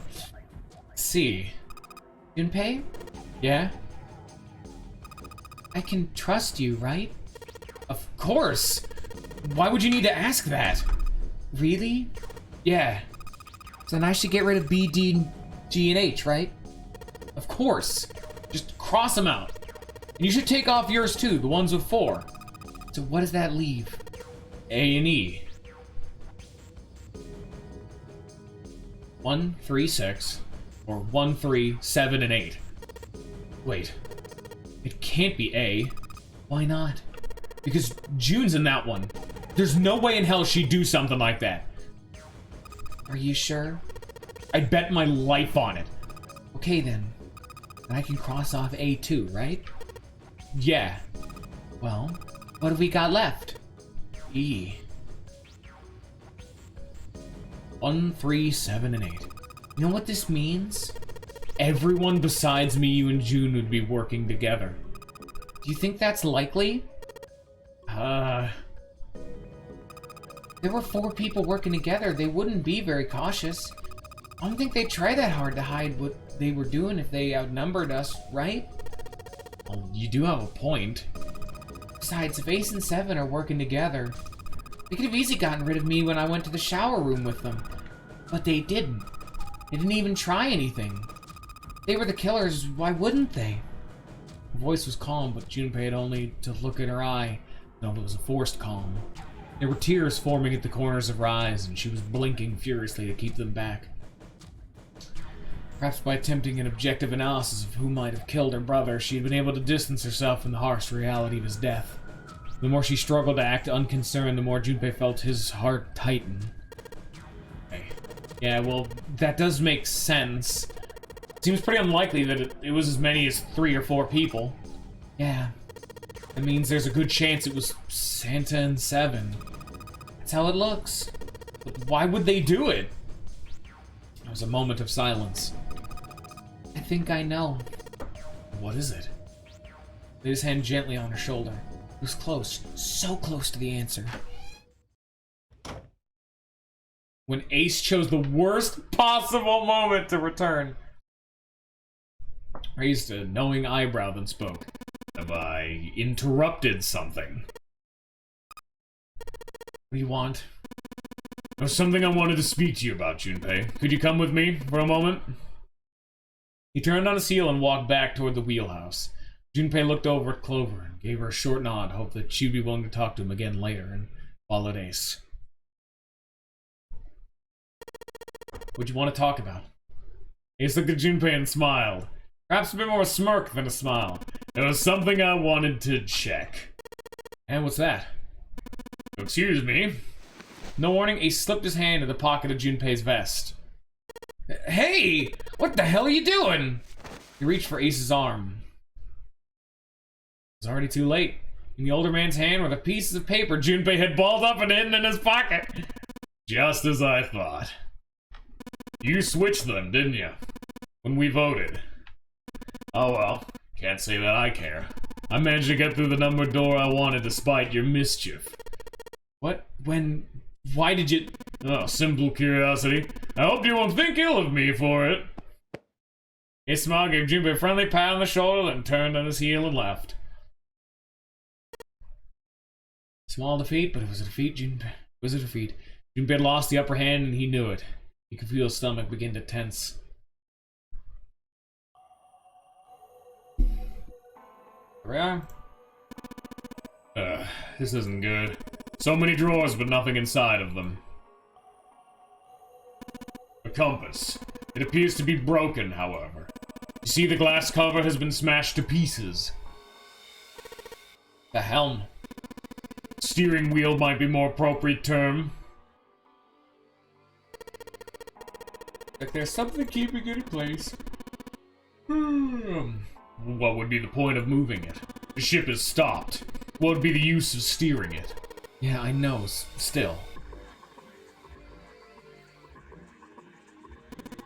An old engine, or an engine order telegraph.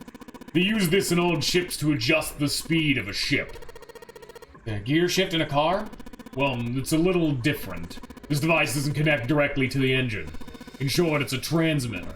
The navigation officer uses it to set the speed of the ship, and it sends a signal to the engine. There's a handle on top of it, which can be moved back and forth. Hold on. Uh-huh. There's no handle. You're right. There isn't. Looks as though it was deliberately removed. Metal plate over the window. Wooden board with circular hole in it. Steering wheel. See if it... Whoa! Steering wheel moves. So it would seem. There's something else as well. What's that? Well, when you move this wheel, the compass also moves. What do you mean? Ship. It's moving. Tricked you, didn't I? The wheel and the compass must be connected to one another somehow. You think that's important? Well, let's try turning it again.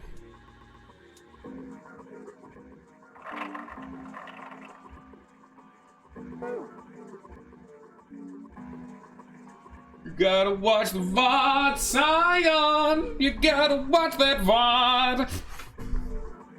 That's on YouTube! It's only 4 hours! Or you're gonna watch the next video and be spoiled some more. Or that, I guess, could also theoretically work. Compass by the helm. A compass. It connects to the helm. Fucking phasing through a goddamn wall, ain't I? It's like, this is some sort of lock. It's got a weird shape indentation on it. Huh? Shape? Maybe... It does look like the pocket watch would fit here. Nothing. Imagine the pocket watch is intended to go in there. However, we may need to do something with the watch first.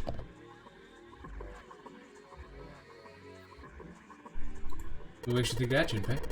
What's some kind of display? Looks a little like an electronic scoreboard. I imagine it was added recently. Fucking phase through that wall.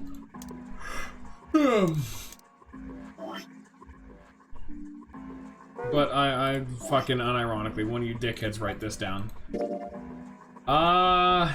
South and west. We turned southwest to steer around the continent, then proceeded northwest. We made port, then changed our heading to east for a time, and we're now heading due north. Soon we will dock in the United Kingdom, the homeland of this vessel.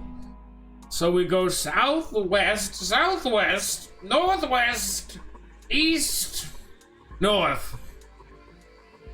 Thank you. Yes.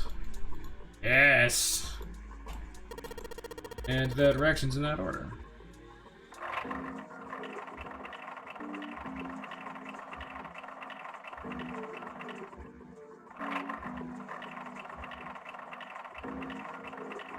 I'm fucking stupid and I was not paying attention.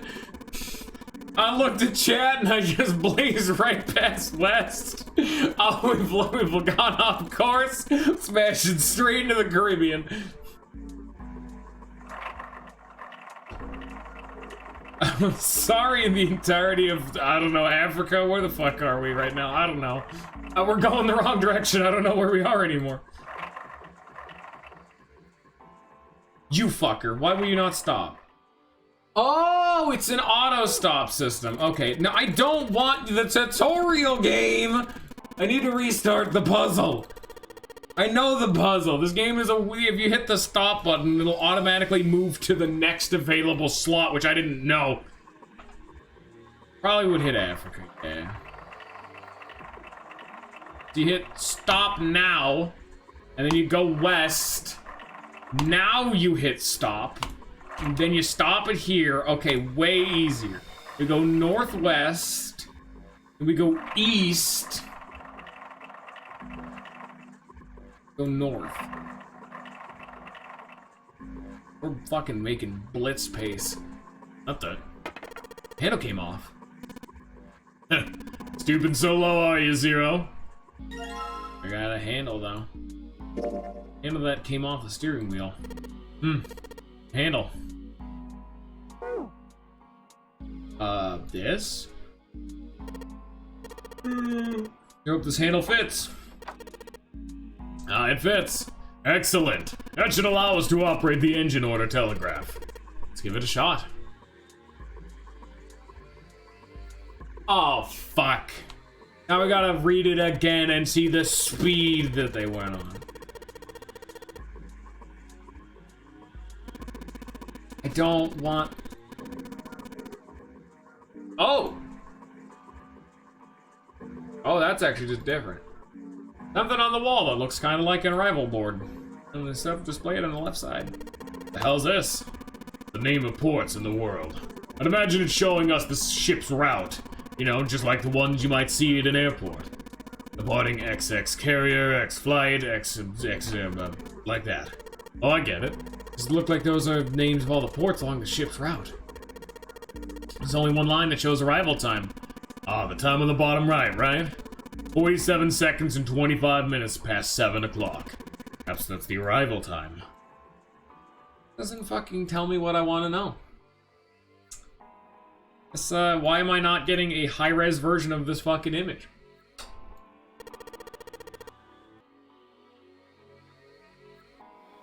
Oh. Wait, shit. What's the time again? 47 seconds and 25 minutes past 7 o'clock. Oh. So it's 7:25:47. So, here, fucking let me bust out my keyboard, because I get to do the fun part of the job. 7:25:47. I did it. Yeah, Jude. Don't you fucking give me goddamn hints. Give me a second. I need to click this shit to see the fucking number. How do I dick with this? Mechanical pocket watch with a spring. Doesn't appear to be working. Handles have stopped at 5 minutes, 39 seconds past 10 o'clock. Turning the knob does nothing. It's probably broken. As though you can move the hands, however. Yes, I would like to do that. Oh, okay. Nautical charts. Several points on a map connected by a line, yes? There seems to be several maps there. They're clipped together on one side. Okay, then. I need to fuck with you some more. We need to go back into Clover's room. I don't have, like... Oh, interesting. Okay. We're going fast. Speed. Okay, that does not update. I would probably need to go do something else then. Then tells me we don't got the sauce for this boss yet. Yeah, there ain't shit for dick in here. Okay. Desk. Anything in the drawers? Nope. Okay. Hey, you got lore in here? Full map of the Atlantic Ocean in the center. There's a number of red pins in the several locations. What these red pins mean? Nautical chart I picked up earlier have a map like this one. One of them matches up to the pins or something. Let's see. What do you know? Looks like this one matches the pins. Hey, we got 7 locations connected by straight lines. Each one has a world next to it. That's probably the speed. Oh, the sauce! We found it! Oh yeah, we go south. Okay, so full, okay. Full, half, slow, full, half. I guess dead, then stop? Yeah, full, half, slow, full, half, dead, stop. Okay. I got you, fuck you. I'm a fast.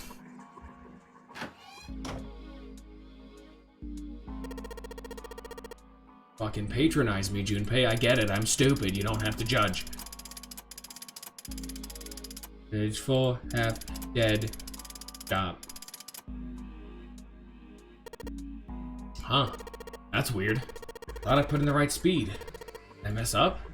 Oh, yeah, I don't think so. Same thing happened earlier, remember? There's been a change in the arrival board. Ah, you're right. Let's check it out.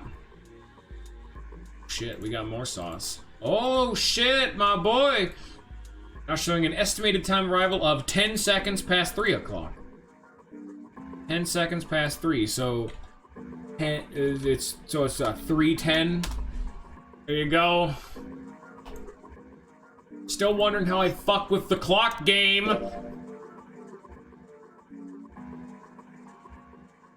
can't actually interact with this. I guess I would probably need to go fuck with the slot then. Seems some sort of square device embedded in the door. I'm supposed to put the pocket watch in this hole, but...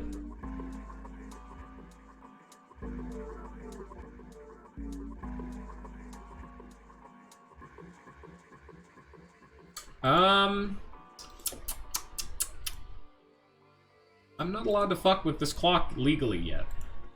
Like, it's super illegal to actually, you know, fuck with the hands of the clock like Ace is telling me to do. Nah, it's against the law.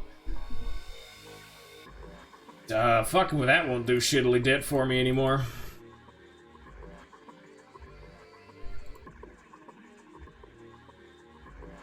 Hey, Clover, you have a clock in here?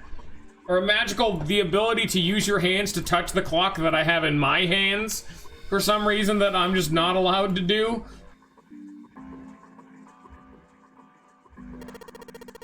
These look very useful. It's a light. I guess she doesn't really feel like talking.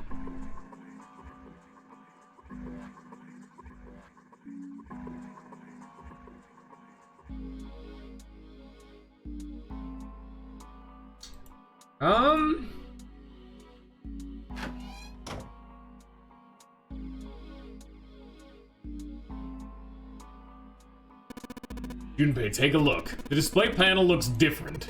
Yeah, you're right. Only the left half is on, though. Last line, it says the estimated arrival time, final destination, is 10 seconds past 3 o'clock. I wonder why they have seconds in there.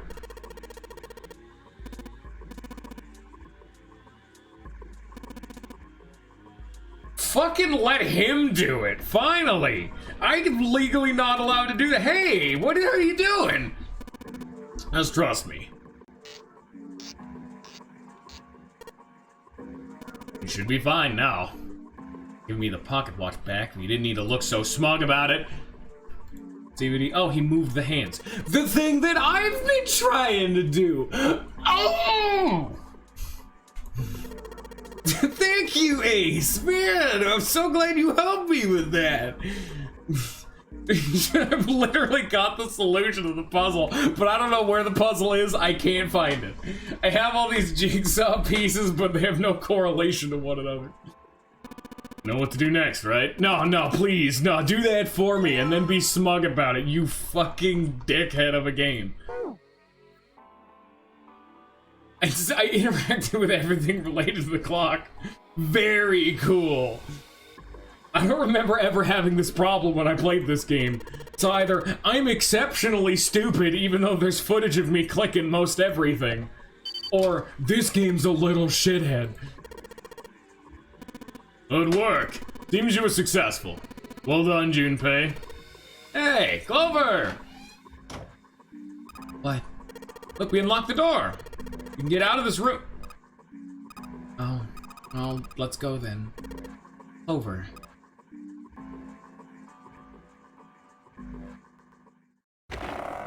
Very cool. Alright, we did the puzzle. Like I said, it'll be a short stream, but we'll do the ending. We'll do this next section, because I know what's coming up. The space they found themselves in outside of the wheelhouse was far too narrow to be called a hallway. On the left was a wooden door. Junpei pushed it open and stepped into the room beyond. You wanna know why I'm doing this? Oh shit. Full of all manner of turn-of-the-century... no, we'll leave this as a fun little surprise. What is in... Oh wait, no, there's 2 puzzles, that's right, I forgot. The second door has 2 puzzles, I genuinely forgot that. Okay, never mind. And electronic equipment. Most of them were things they'd never seen before that had no idea what they might have been for, let alone how to operate them. The small machine had a metal bar that ended a circular handle. It seemed to recognize it. Yes, a telegraph key. These were used to transmit Morse code a long time ago. He turned and slowly took in the room. It's being a communications office. Across the room, the door they'd entered through was another door. A metal plaque was nailed to it. Read, Captain's Quarters. Captain's Quarters. That's what it says.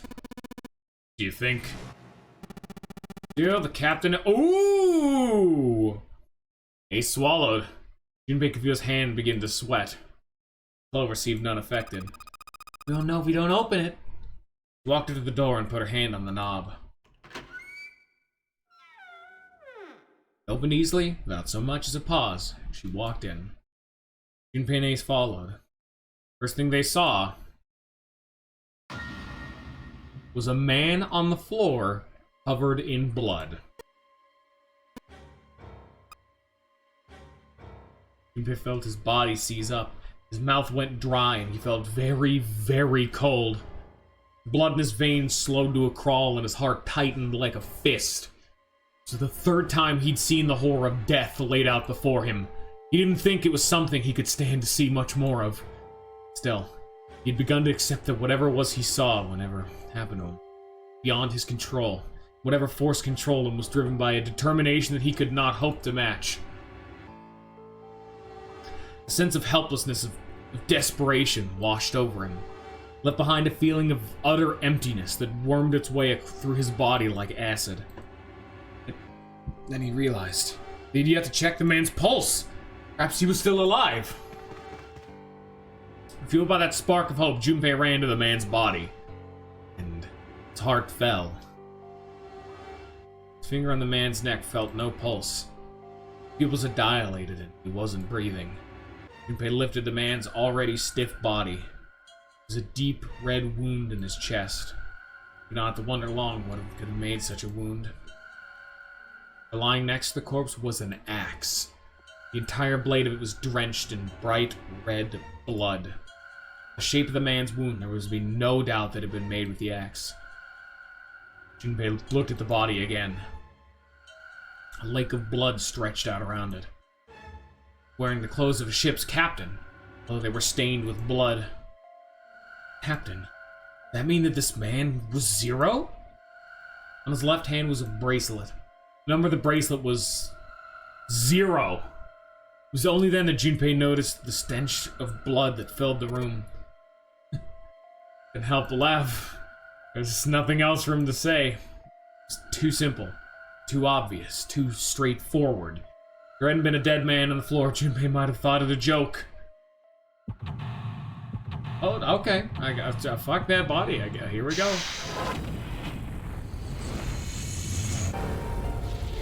Yeehaw!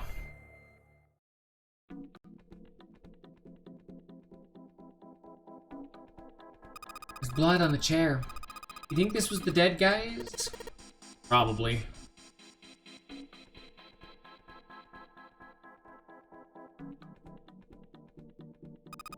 Camcorder.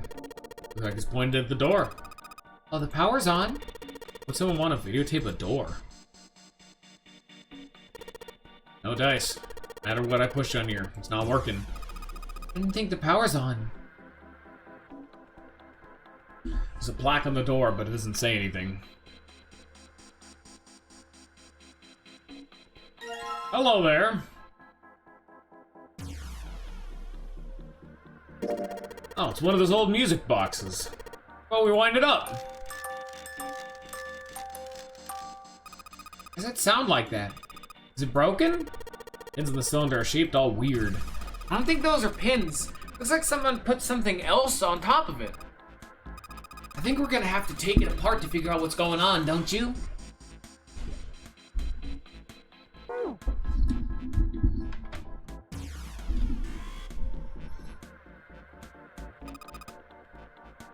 It's a lamp, but it doesn't turn on. I don't think there's anything special about it. Small table. It probably used to be a door. It's going through it as long as there's metal plates here, though. Well, even with the metal plate, the desk's in the way. Screen shows the big hospital room. Some random hallway in this one. Screen showing what's happening at the central staircase on B deck. Screen shows what's going on in a small room somewhere that I don't recognize. Room on screen looks really fancy. One shows the central staircase on C deck. Recognize the room on this one. There's a bunch of weird buttons on here. They probably switch what you see on the screens. You know how to work this thing? How do we just press one of these? Like this one. Well, I guess it does change the... What the hell is this? Hey, isn't this the door on the screen? The one right behind us? You're right. So whatever that camera sees is sent to the screen in real time.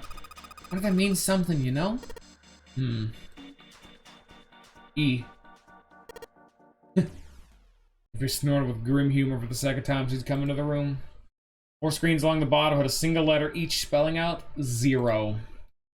Junpei felt as though he was being mocked. Ryovon was somewhere laughing at him. What do you think? He turned to Clover, who was standing next to him. Her voice was almost too low to hear. Nothing. Seems that she cared about little. Of course, Junpei could hardly blame her. In the strain she was surely under, Junpei was somewhat surprised she had responded at all. Still, he had to ask. He gestured toward the corpse. What about him? Think that's really 0? Clover shook her head weakly. There's no way that's him. Didn't I tell you already? 0's one of us. Yeah, right. Well, even if he wasn't one of us, there's no way this man could be 0. Huh? Don't you get it? The letters that spell 0 on the TV screen, the captain's clothes he's got on, and of course the bracelet with a 0 on it. It's too obvious. Look, there's 0 right here. This dead body is 0. That seemed kind of funny to you? Right. Only an idiot wouldn't see through something like that. No, that's not the point. I'm not trying to make fun of them for thinking a trick like this would work. I'm sure they didn't think it would work, which makes me wonder, why did they do it? I think this is a challenge. A challenge from the person who's really behind all of this. He's making fun of us. Huh? Don't you get it? If whoever killed this guy really wanted us to think this corpse was 0, they'd never have put a bracelet on him. Walking about with a 0 bracelet would be like hanging a sign around your neck that said, I did it. Anyone with a brain would be able to see that this guy's supposed to look like everything 0's supposed to be. Just like we did. The killer must have known we wouldn't think he was 0 and put the bracelet on him anyway. You know why? Why? I said, he's mocking us. Too bad, suckers, this isn't 0. Same bad joke a lot of criminals like to play. They'll just sit back and watch people run in circles. Look, here I am. What's wrong, guys? Come on, catch me if you can. It's really twisted. It seems kind of childish. Yeah, you're right. It's really childish. It's like it's just a game to whoever this person is. That's what seems funny to me. Junpei bent down next to the corpse. Alright, let's get back to the point. Who killed this man? I don't know. And what's this guy's deal? Who is he? How would I know that? If I knew anything, I would have told you. You have no idea who he is? Why would I? Junpei sat back on his haunches and thought. We should check to see if he's got anything on him that might tell us who he is. Give me a hand here, Clover. What? Gotta flip him over. How else are we gonna search his pockets? Clover didn't move. He had no choice but to move the body on his own. He grabbed hold of an area not completely covered in blood and shoved. It took a moment, but eventually Junpei felt the man's bulk begin to shift. But just as it did, something fell from the man's left wrist. The bracelet with the 0 on the face. Last time, let us discuss how to remove the bracelets. Only 2 ways to do so. 1, you escape from the ship. 2, your heart rate reaches 0. In other words, once the bracelet is taken outside the confines of the ship, or detects that its wearer's heartbeat has fallen to 0, it will shut down automatically. Junpei stared at the bracelet. This man... he's dead, isn't he? Huh? No, it's just... guess I really didn't think about it until right now. If his bracelet's off, that means he's dead. That's pretty obvious he's dead. You don't really need to look at his bracelet to figure out that he's dead. Yeah. Yeah, I guess you're right. It is pretty obvious. He looks a lot better than the other bodies we've seen, though, you know? I mean, if there wasn't all this blood, he'd almost look like he was still alive. I mean, I know it's kind of a messed up thing to say, but he kind of has it better, you know? Kind of from a bomb going off inside you. I mean, that's just... some snake's bones went right through his skin. Big explosion must have thrown him against the wall or something. There's a broken bone just sticking out of his left arm. Suddenly, Junpei realized what he was saying. How could he have been so cruel? He clamped his hand over his mouth. But it was already too late. He turned to look at Clover. She was glaring at him furiously. What did you just say? Her words sounded cold. He knew an apology could hardly atone for what he'd done, but he tried anyway. Man, I'm so sorry. I shouldn't have said that. I really don't know what I was thinking. I mean... No, that's not what I'm talking about. What did you say about his arm? Arm? Yes, his left arm. You said it, didn't you? Well, yeah, I did, but... I mean, didn't you see it too? Of course not. I could barely look at him. Clover took a quick, deep breath. Are you sure it was his left arm? Junpei thought back. Yeah, I'm pretty sure it was. And he had a broken bone, right? What the hell are you getting at here? Just shut up and answer me! She shoved her face closer to his. He could see the fire in her eyes. Junpei winced and swallowed. Yeah, he did. It was pretty bad, too. The bone was sticking out of the arm. No sooner were the words out of his mouth than Clover's expression changed. Suddenly, she was crying. Junpei wasn't sure what to do. Thank you. Was the last thing he'd expected to hear. Junpei had no idea what had just happened. He didn't think he'd done anything worthy of thanks, and he couldn't understand why she'd have chosen that moment to begin crying. So he simply stood there confused. Thank you, Junpei. She thanked him again, and then something even stranger happened. Clover threw herself into Junpei's surprised arms. Hey, what's going on with you? Sorry, it's just, I'm so happy. Why? The body in the shower room, it isn't his. It isn't my brother. Huh? It's not Snake. Why on earth would you think that? Because his left arm is... She sopped herself. Sorry. We really shouldn't be talking about this. Junpei decided to be prudent not to press her for any more information. If she did not wish to tell him, she certainly had a reason for doing so. Perhaps more importantly, however, if Clover was so certain, then she was likely right. It meant that the body in the shower room wasn't Snake. Wasn't much, but that knowledge lifted some of the weight from Junpei's heart. He's still alive. I'm so happy. Tears shone in her eyes. As tears melted Junpei's heart. As she cried, she pushed herself up against his chest like a child. Junpei put his arms around her and held her tight. Junpei, you were right. Huh? No matter what happens, you can never lose hope. You have to remember what's most important. That's to have faith and to have love. If you can remember all of those, that'll bring you good luck. Clover reached into her pocket and pulled something out. It was a laminated bookmark with a 4-leaf clover. And they made it here because you gave me this. I was suspicious of everybody, and I was angry and miserable. Because I had this 4-leaf clover. Because of what you said to me, Junpei hadn't thought his words would have had such an effect on her. Her words are making him feel a little awkward. Thank you so much, Junpei. He looked up at him. He scratched his nose and pretended to notice something interesting somewhere else in the room. If you want to thank somebody, you should be thanking Santa. Santa? Why? What do you mean, Scion? Well, he was the one who gave you that thing. And the word for each leaf, I got that from him too.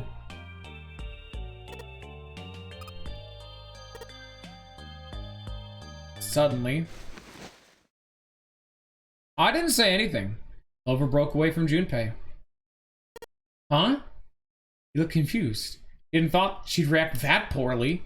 Clover began to pace across the room. 6 steps to the left, 6 steps to the right. Another 6 to the left. And then she stopped. Did Santa really tell you those things? Her eyes were serious, but not angry. Yeah, he did. Did I say something wrong? Oh no, not at all. In fact, this could be really good news. I think... You think? Santa knew about the words in the clover. The only people who should know about that are the other subjects. Subjects? The other people who were in the experiment 9 years ago with my brother and me. But he's blind. And I was part of the Nevada test group. So neither of us would be able to recognize the faces of the people who were on this boat. Whoa, time out. Junpei held up his hands. He took a deep breath and let it out.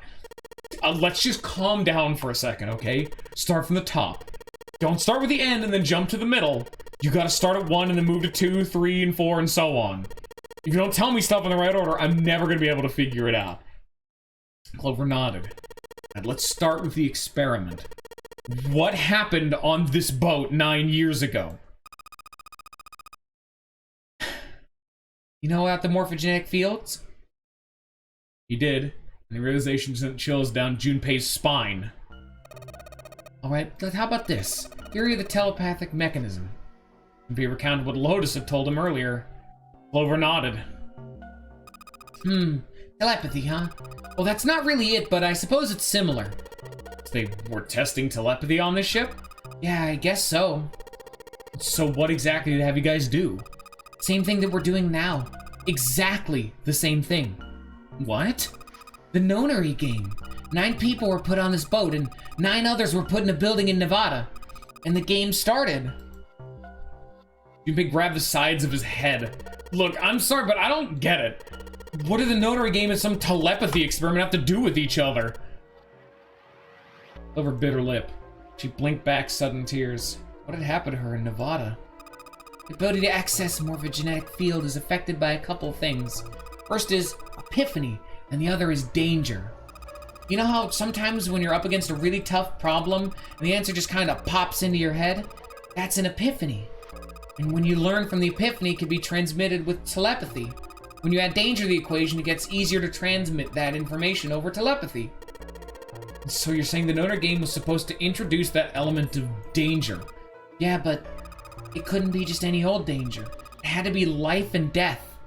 And someone did actually die. A girl. Junpei felt the sudden grip of despair on his heart. Something deep and distant and powerful squeezed, and when he felt very, very empty and alone. He was on the boat with my brother.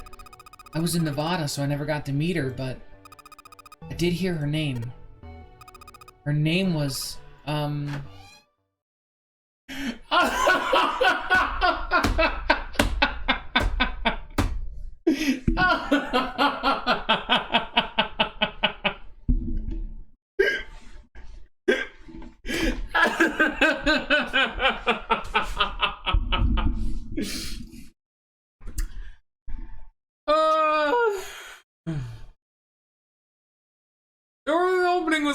gunshot.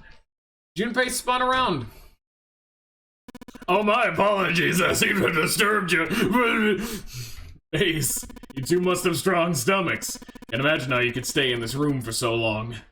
Ace glanced down at the floor. The corpse covered in blood. At any rate, Junpei, would you be so kind as to come to help me with something? I'm having a little trouble and I could really use your assistance. Come on, it'll only take a moment. I swear to God, Ace, I'm gonna fucking kill you with that axe that's on the floor.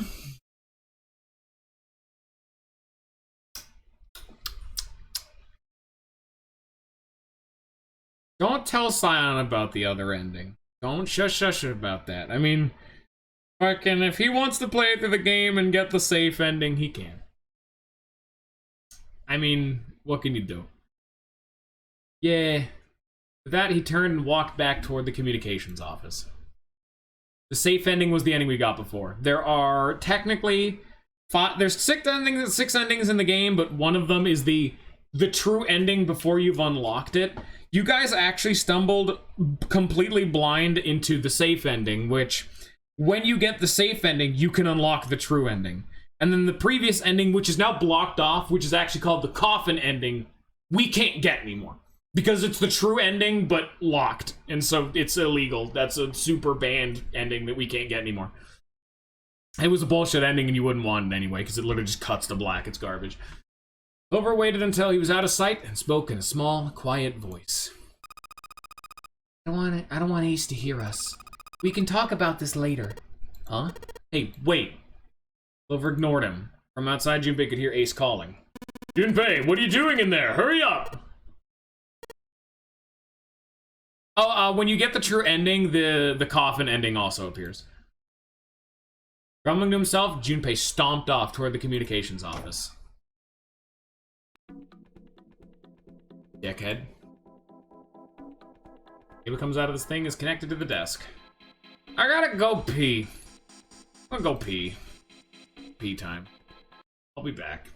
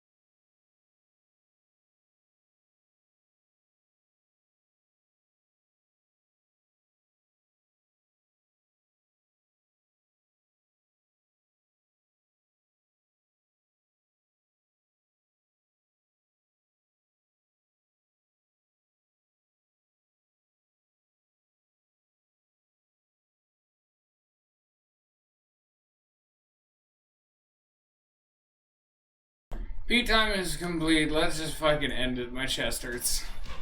Let's be over.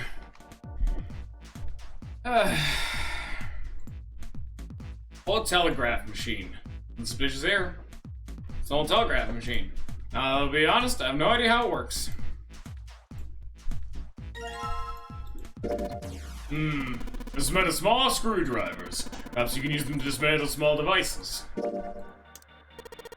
Alright, screwdriver ought to make short work of this music box.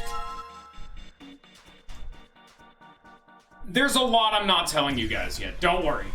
I'll explain all the sauce and the doubt you guys have will be explained in due time. You would have liked the last ending we got, Scion. I'll put it that way.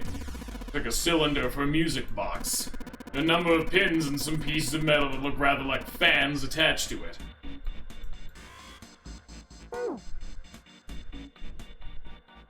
Yeah, I would highly recommend, like, because tomorrow, assuming nothing happens, I'm gonna stream this tomorrow and we're gonna get this ending. If there was any time to watch it, that would be the time. Like, once I'm done after dinner or whatever. It's 4 hours, it's kind of long, yeah, but just, I'd recommend it. Look, a hook. That wasn't a joke. I know, man.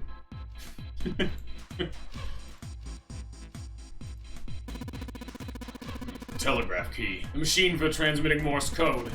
Tried taking an SOS earlier, but I doubt that did anything. Zero would never make it that easy. Think it's broken? No, it works. You're just not sure if it actually transmits anything outside of the ship. Of course Ace would know how to speak Morse code.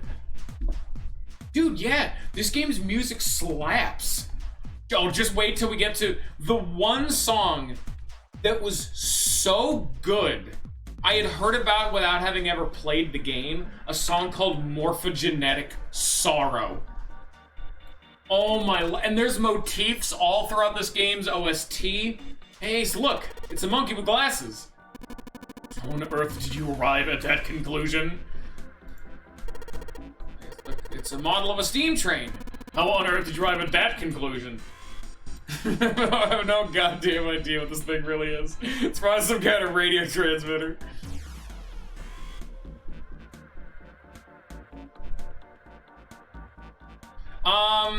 Scion, you will like this game's sequel. Nudge, nudge, wink, wink. Not quite that, but holy shit, can I not recommend this game's sequel enough to everyone ever? Looks like the drawer is the only thing that's locked. You have to play this game, though. This is one of the die-hard sequels. I don't see a keyhole, though. Electric lock, perhaps. Let's take a look at the left side of the drawer. Yeah, there's some cables over there. That must mean... Hello. Well, what's this? Blank. There's nothing written on it. You don't know that, Scion. You'll like this. My piece of paper. It's blank. Can I do this? I need fucking ink. This is clearly an ink roll shit. I got your fucking number, game. Don't lie to me. I've seen this mechanic done in so many fucking puzzles in my life. Clock mounted on the wall. Hands aren't moving. A little surprised the time is wrong then, I suppose. And there's nothing on the back. Oh shit. Okay, well, I guess... Junpei, what are you doing? We've searched the wheelhouse from top to bottom. There's no reason to go back. In fact, don't you think it'd be wise to investigate the captain's quarters? I think we ought to check both rooms, don't you? I need ink or something. I would disagree, Scion, only if the game is like one of those games where you have a bunch of bad endings that are just death. You know? Like, a true ending, it's like a choose your own adventure book would be bad with a true ending. But a linear game with a fuckload of ways to game over in creative and unique ways that are called endings, that's cool. I think there's a definitive difference, and it's all in like how they're performed. I can't even tell you which one this game falls under because we haven't gotten any. Not bad. There's nothing in it. It's a lamp.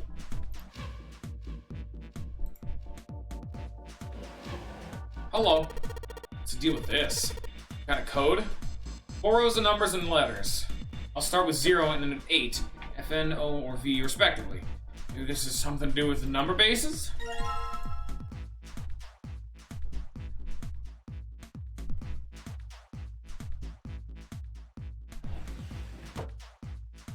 Like, I think you would like this game's sequel, Scion. I truly do. That is the game that I've seen do a true ending, because this game's sequel does as well. The most interesting way I've ever seen.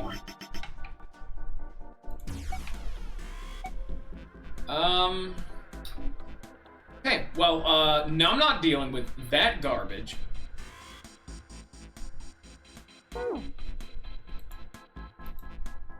Nothing on the monitor.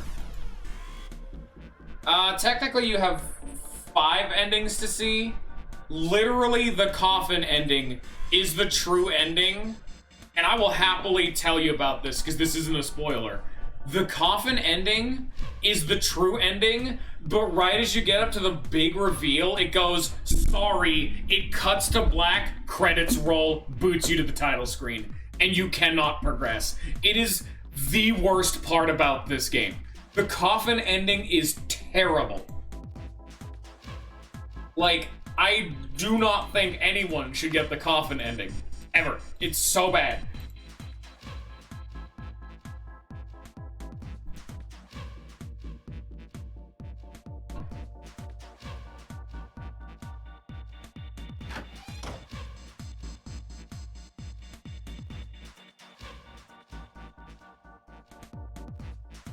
Where the fuck is some ink or something? Try to look in here? God damn it, game. It's just really the phrasing of true ending. Do a game like Silent Hill where there's no good ending. All of them are various shades of kind of bad. But then again, that game doesn't have a true ending, which doesn't really fulfill the point. Disgaea games have done that my original theory really well of beating the game is the true ending, but there's a bunch of joke endings you can get for doing side objectives, bad endings, etc., etc.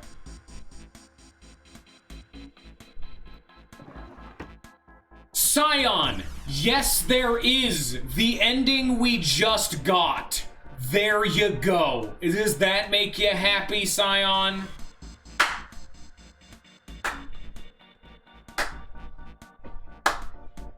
Alright then. You're probably not gonna like it.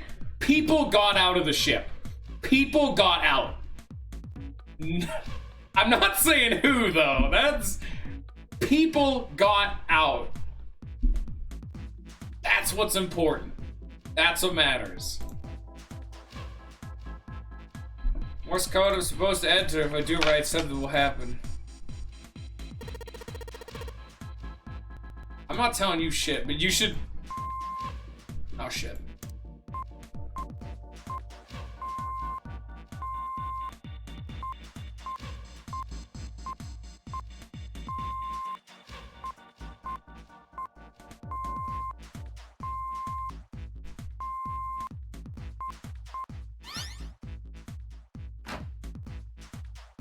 And yes! Excellent work, Junpei. Good job. Seem to have figured it out. Even locked the drawer. Yeah, our ending is very close to a you won, but at what cost? That's pretty fucking close. It's not quite. That's the safe ending. A red file lie in the drawer. Junpei reached down and picked it up. The cover read... All ice. All ice. Alice. That mean... We couldn't hold back. We had to know it was in that file. Each page is covered with the strange characters. It looked like tiny drawings of birds, snakes, insects, hordes, animal, wings, and even kneeling humans. This is the fucking coffin ending. Well, no, we can't get the coffin ending anymore. Because the ending we just got was the safe ending. The safe ending is what unlocks the true ending. We can no longer get the coffin ending. There were many pages in the file, and each was full of these strange symbols. The hell is this? Didn't realize he'd spoken out loud until Ace looked over at him. They are hieroglyphs, a form of writing used in ancient Egypt. Ancient Egypt? That's right. Read them? Of course. I can't. What would make you think I could? The hell? We flipped through a few more pages. It wasn't just 1 or 2 pages that were covered in the strange symbols. Every single page was covered in them. Trying to read them was pointless. I wasn't going to waste any more time with them. He made it close to the file, and I closed the file. Something fell out. Bent down and picked it up. It's another 4-leaf clover. Ah, damn it. It's another 4-leaf clover bookmark, and we're getting some, like, time warp shit. Because the symbol on it reminded him of the Jupiter symbol for the Saturn and Mercury keycards. This one, however, had a dot in the center of the male symbol. Uranus. That's the Uranus symbol, but... Junpei looked over at Ace, examining the card. In addition to the Uranus symbol, there was 3 words engraved on the card. On the right, it said Bottom Deck Library. Key to the library on the bottom deck. Seam. Bottom deck, the library. Junpei remembered something he'd heard from Seven while they'd been through the chemical closet. Alice sleeps in a small chamber past the force of knowledge beneath the navel of the gigantic. Did beneath the navel mean bottom deck? Force of knowledge mean the library? Did. Then was Alice in a room somewhere beyond the library? It's wrong. Junpei blinked. Only then did he notice Ace looking at him. Curiosity and concern written across his face in equal parts. There's no reason for Junpei to hide his thoughts. Oh, another thing that makes this game better, there is a bunch of information about the characters you do not learn if you don't get every ending. The true ending, and even the safe ending, doesn't tell you absolutely everything. Like, I'm definitively remembering one scene in particular, which I'll just tell you, tells you a shitload about Seven. A fuckload about him. You do not get to see that in the true ending. Stopped. Wouldn't make any sense if Ace didn't know who Alice was supposed to be. So he told Ace everything June had told him. About the Egyptian priestess, about Ice 9, and finally about the woman who wouldn't melt, who had been recovered from the Titanic disaster. Laser bomb ending. That's when we start rolling out like 56 endings and we run out of titles. I have them called Alice, which eventually turned into Alice, and how she'd been purchased from an Egyptian English millionaire who called himself Lord Gordain. How Lord Gordain had hit Alice somewhere on the ship. And you think that he hid her in a small room beyond the library on the bottom deck? Yeah. Well, I mean, I guess so. Let's see. He stared off in the distance, his hand slowly and absentmindedly stroking his beard. After a few moments, his hand stopped. Turned slowly to look at Junpei, and his brows drew together. Junpei. Ever heard of the term CAS? Yes? Stands for Cells Alive System. It's advanced technology for freezing and preserving organic matter. Put it simply, it's a technique that allows one to freeze things without the formation of ice crystals. Normally, if you freeze something fresh, the water within its cells expands as it crystallizes, damaging the cell membrane. CAS, however, works differently. The object to be frozen is supercooled using magnetic fields and then frozen instantly and uniformly, giving ice crystals no time to form.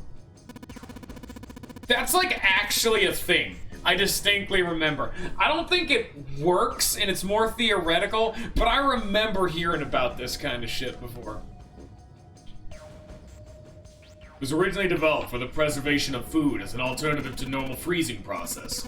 Now, however, there are rumors that can be used for other things. What do you mean, other things? Well, there are obvious medical uses, but perhaps also space travel. Space travel? Are you serious? Surely you've heard of suspended animation, cryogenic freezing.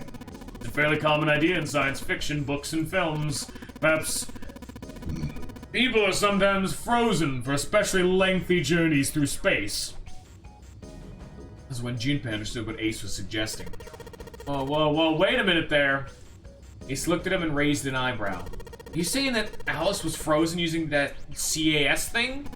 Oh, I'm sure the possibility is quite low, but it is a possibility. The special ice you call Ice 9 does indeed exist. See if the AS were used to freeze her into that sort of ice instantaneously. You think she could be alive? Well, I can't say for sure, of course. I'm only talking possibilities. The melting point for Ice 9 is 96 degrees, right? She were put somewhere where she could reach that temperature. That's nuts! Are you really saying she could have defrosted and started walking about? Quite right, it does sound unbelievable. But if she had, then we would have an explanation for the man we found dead on the floor. You mean the guy dressed like the captain? Yes. He was dead when we found him. Clearly he was murdered. But if he was murdered, then by who? Couldn't have been one of us. That would be impossible. In order to enter the captain's quarters, one must first open door 1. The door that requires the Earth key prevented us from accessing the door 1. Who was it that opened that door? Santa and Lotus. Right. Clearly the two of them could not have opened door 1 or any other door for that matter. Who else then could have done so? They thought for a second. No, nobody. Santa and Lotus used the Earth key and turned back and met up with Junpei, who just returned from EDAC. Four of them then proceeded to return to the large hospital room to reunite with A7 and Clover. When Junpei and his team had gone to the Shaw room, A7 and Clover had been left in the large hospital room. They would have been unable to open door 1. Perhaps when Junpei and Jun had taken the elevator to door 2 then? Would have been impossible.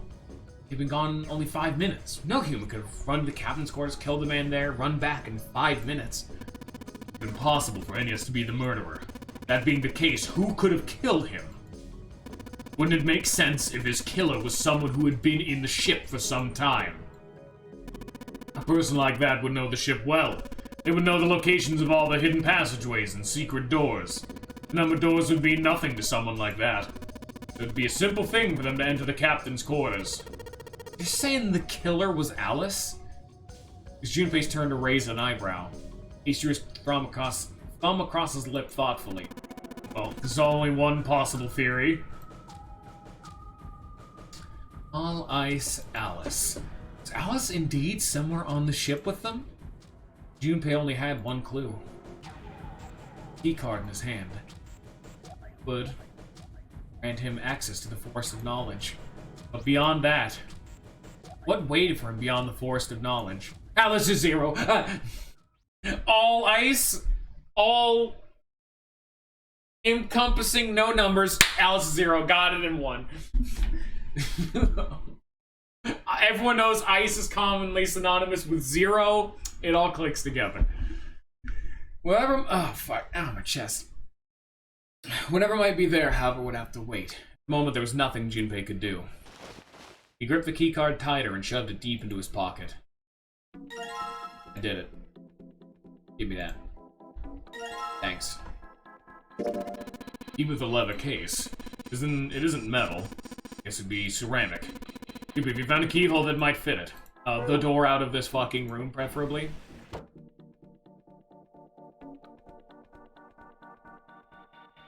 Came in through. Side of it goes to the wheelhouse. Fuck that thing.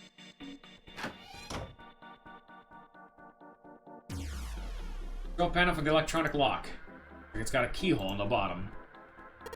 Maybe the key I got earlier. Sweet! I pulled that key in and now it's on.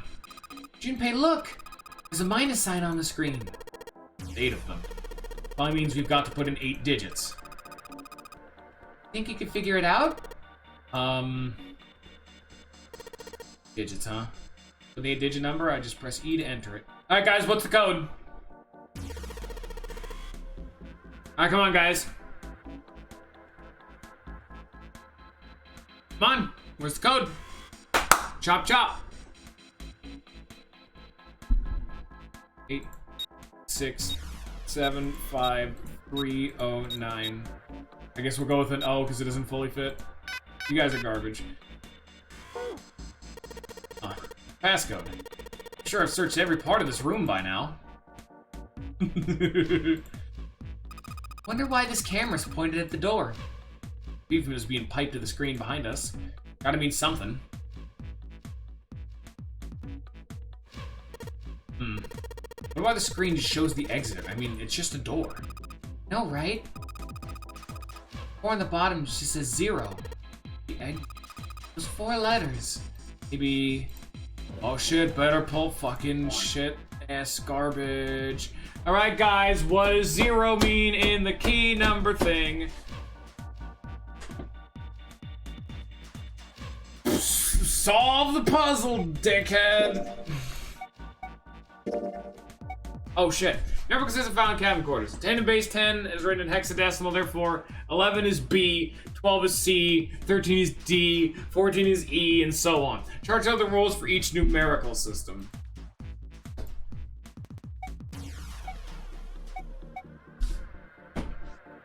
Fuck this, exactly. Hey Ninja, you wanna help? Because I don't.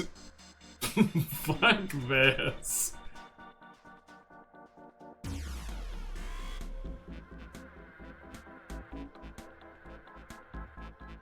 I mean, E is 14. So it'd be like... Actually, wait, shit, no, we could do this. Okay, what would Z be? B, W, X, Y, A. Alright, well, we'll count this out. Alright. 10, 11, 12, 13, 14, 15, 16, 17, 18, 19, 20, 21, 22, 23, 24, 25, 26, 27, 28, 29, 30, 31. Okay, how would have gone for V? U, V, W, X, Y, Z. So there's 4 more after this. What number did I end off? I forgot.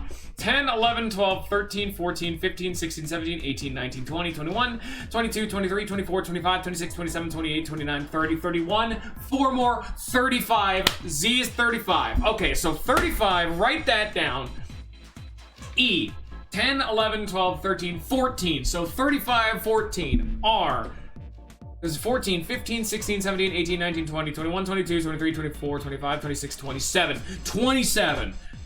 10, 11, 12, 13, 14, 15, 16, 17, 18, 19, 20, 21, 23, 24. All right, who wrote all that down? Because I need it right now. Hope you guys took notes. You're missing a number somewhere.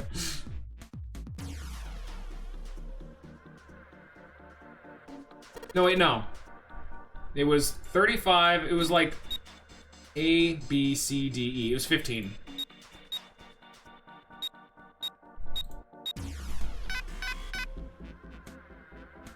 Oh. Oh no. Maybe it was 14?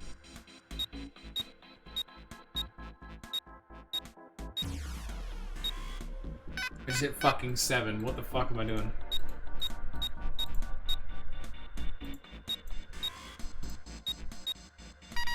Oh, I just miscounted. That was my bad. I counted A as 1 instead of 0. That was my bad. Good job, Junpei.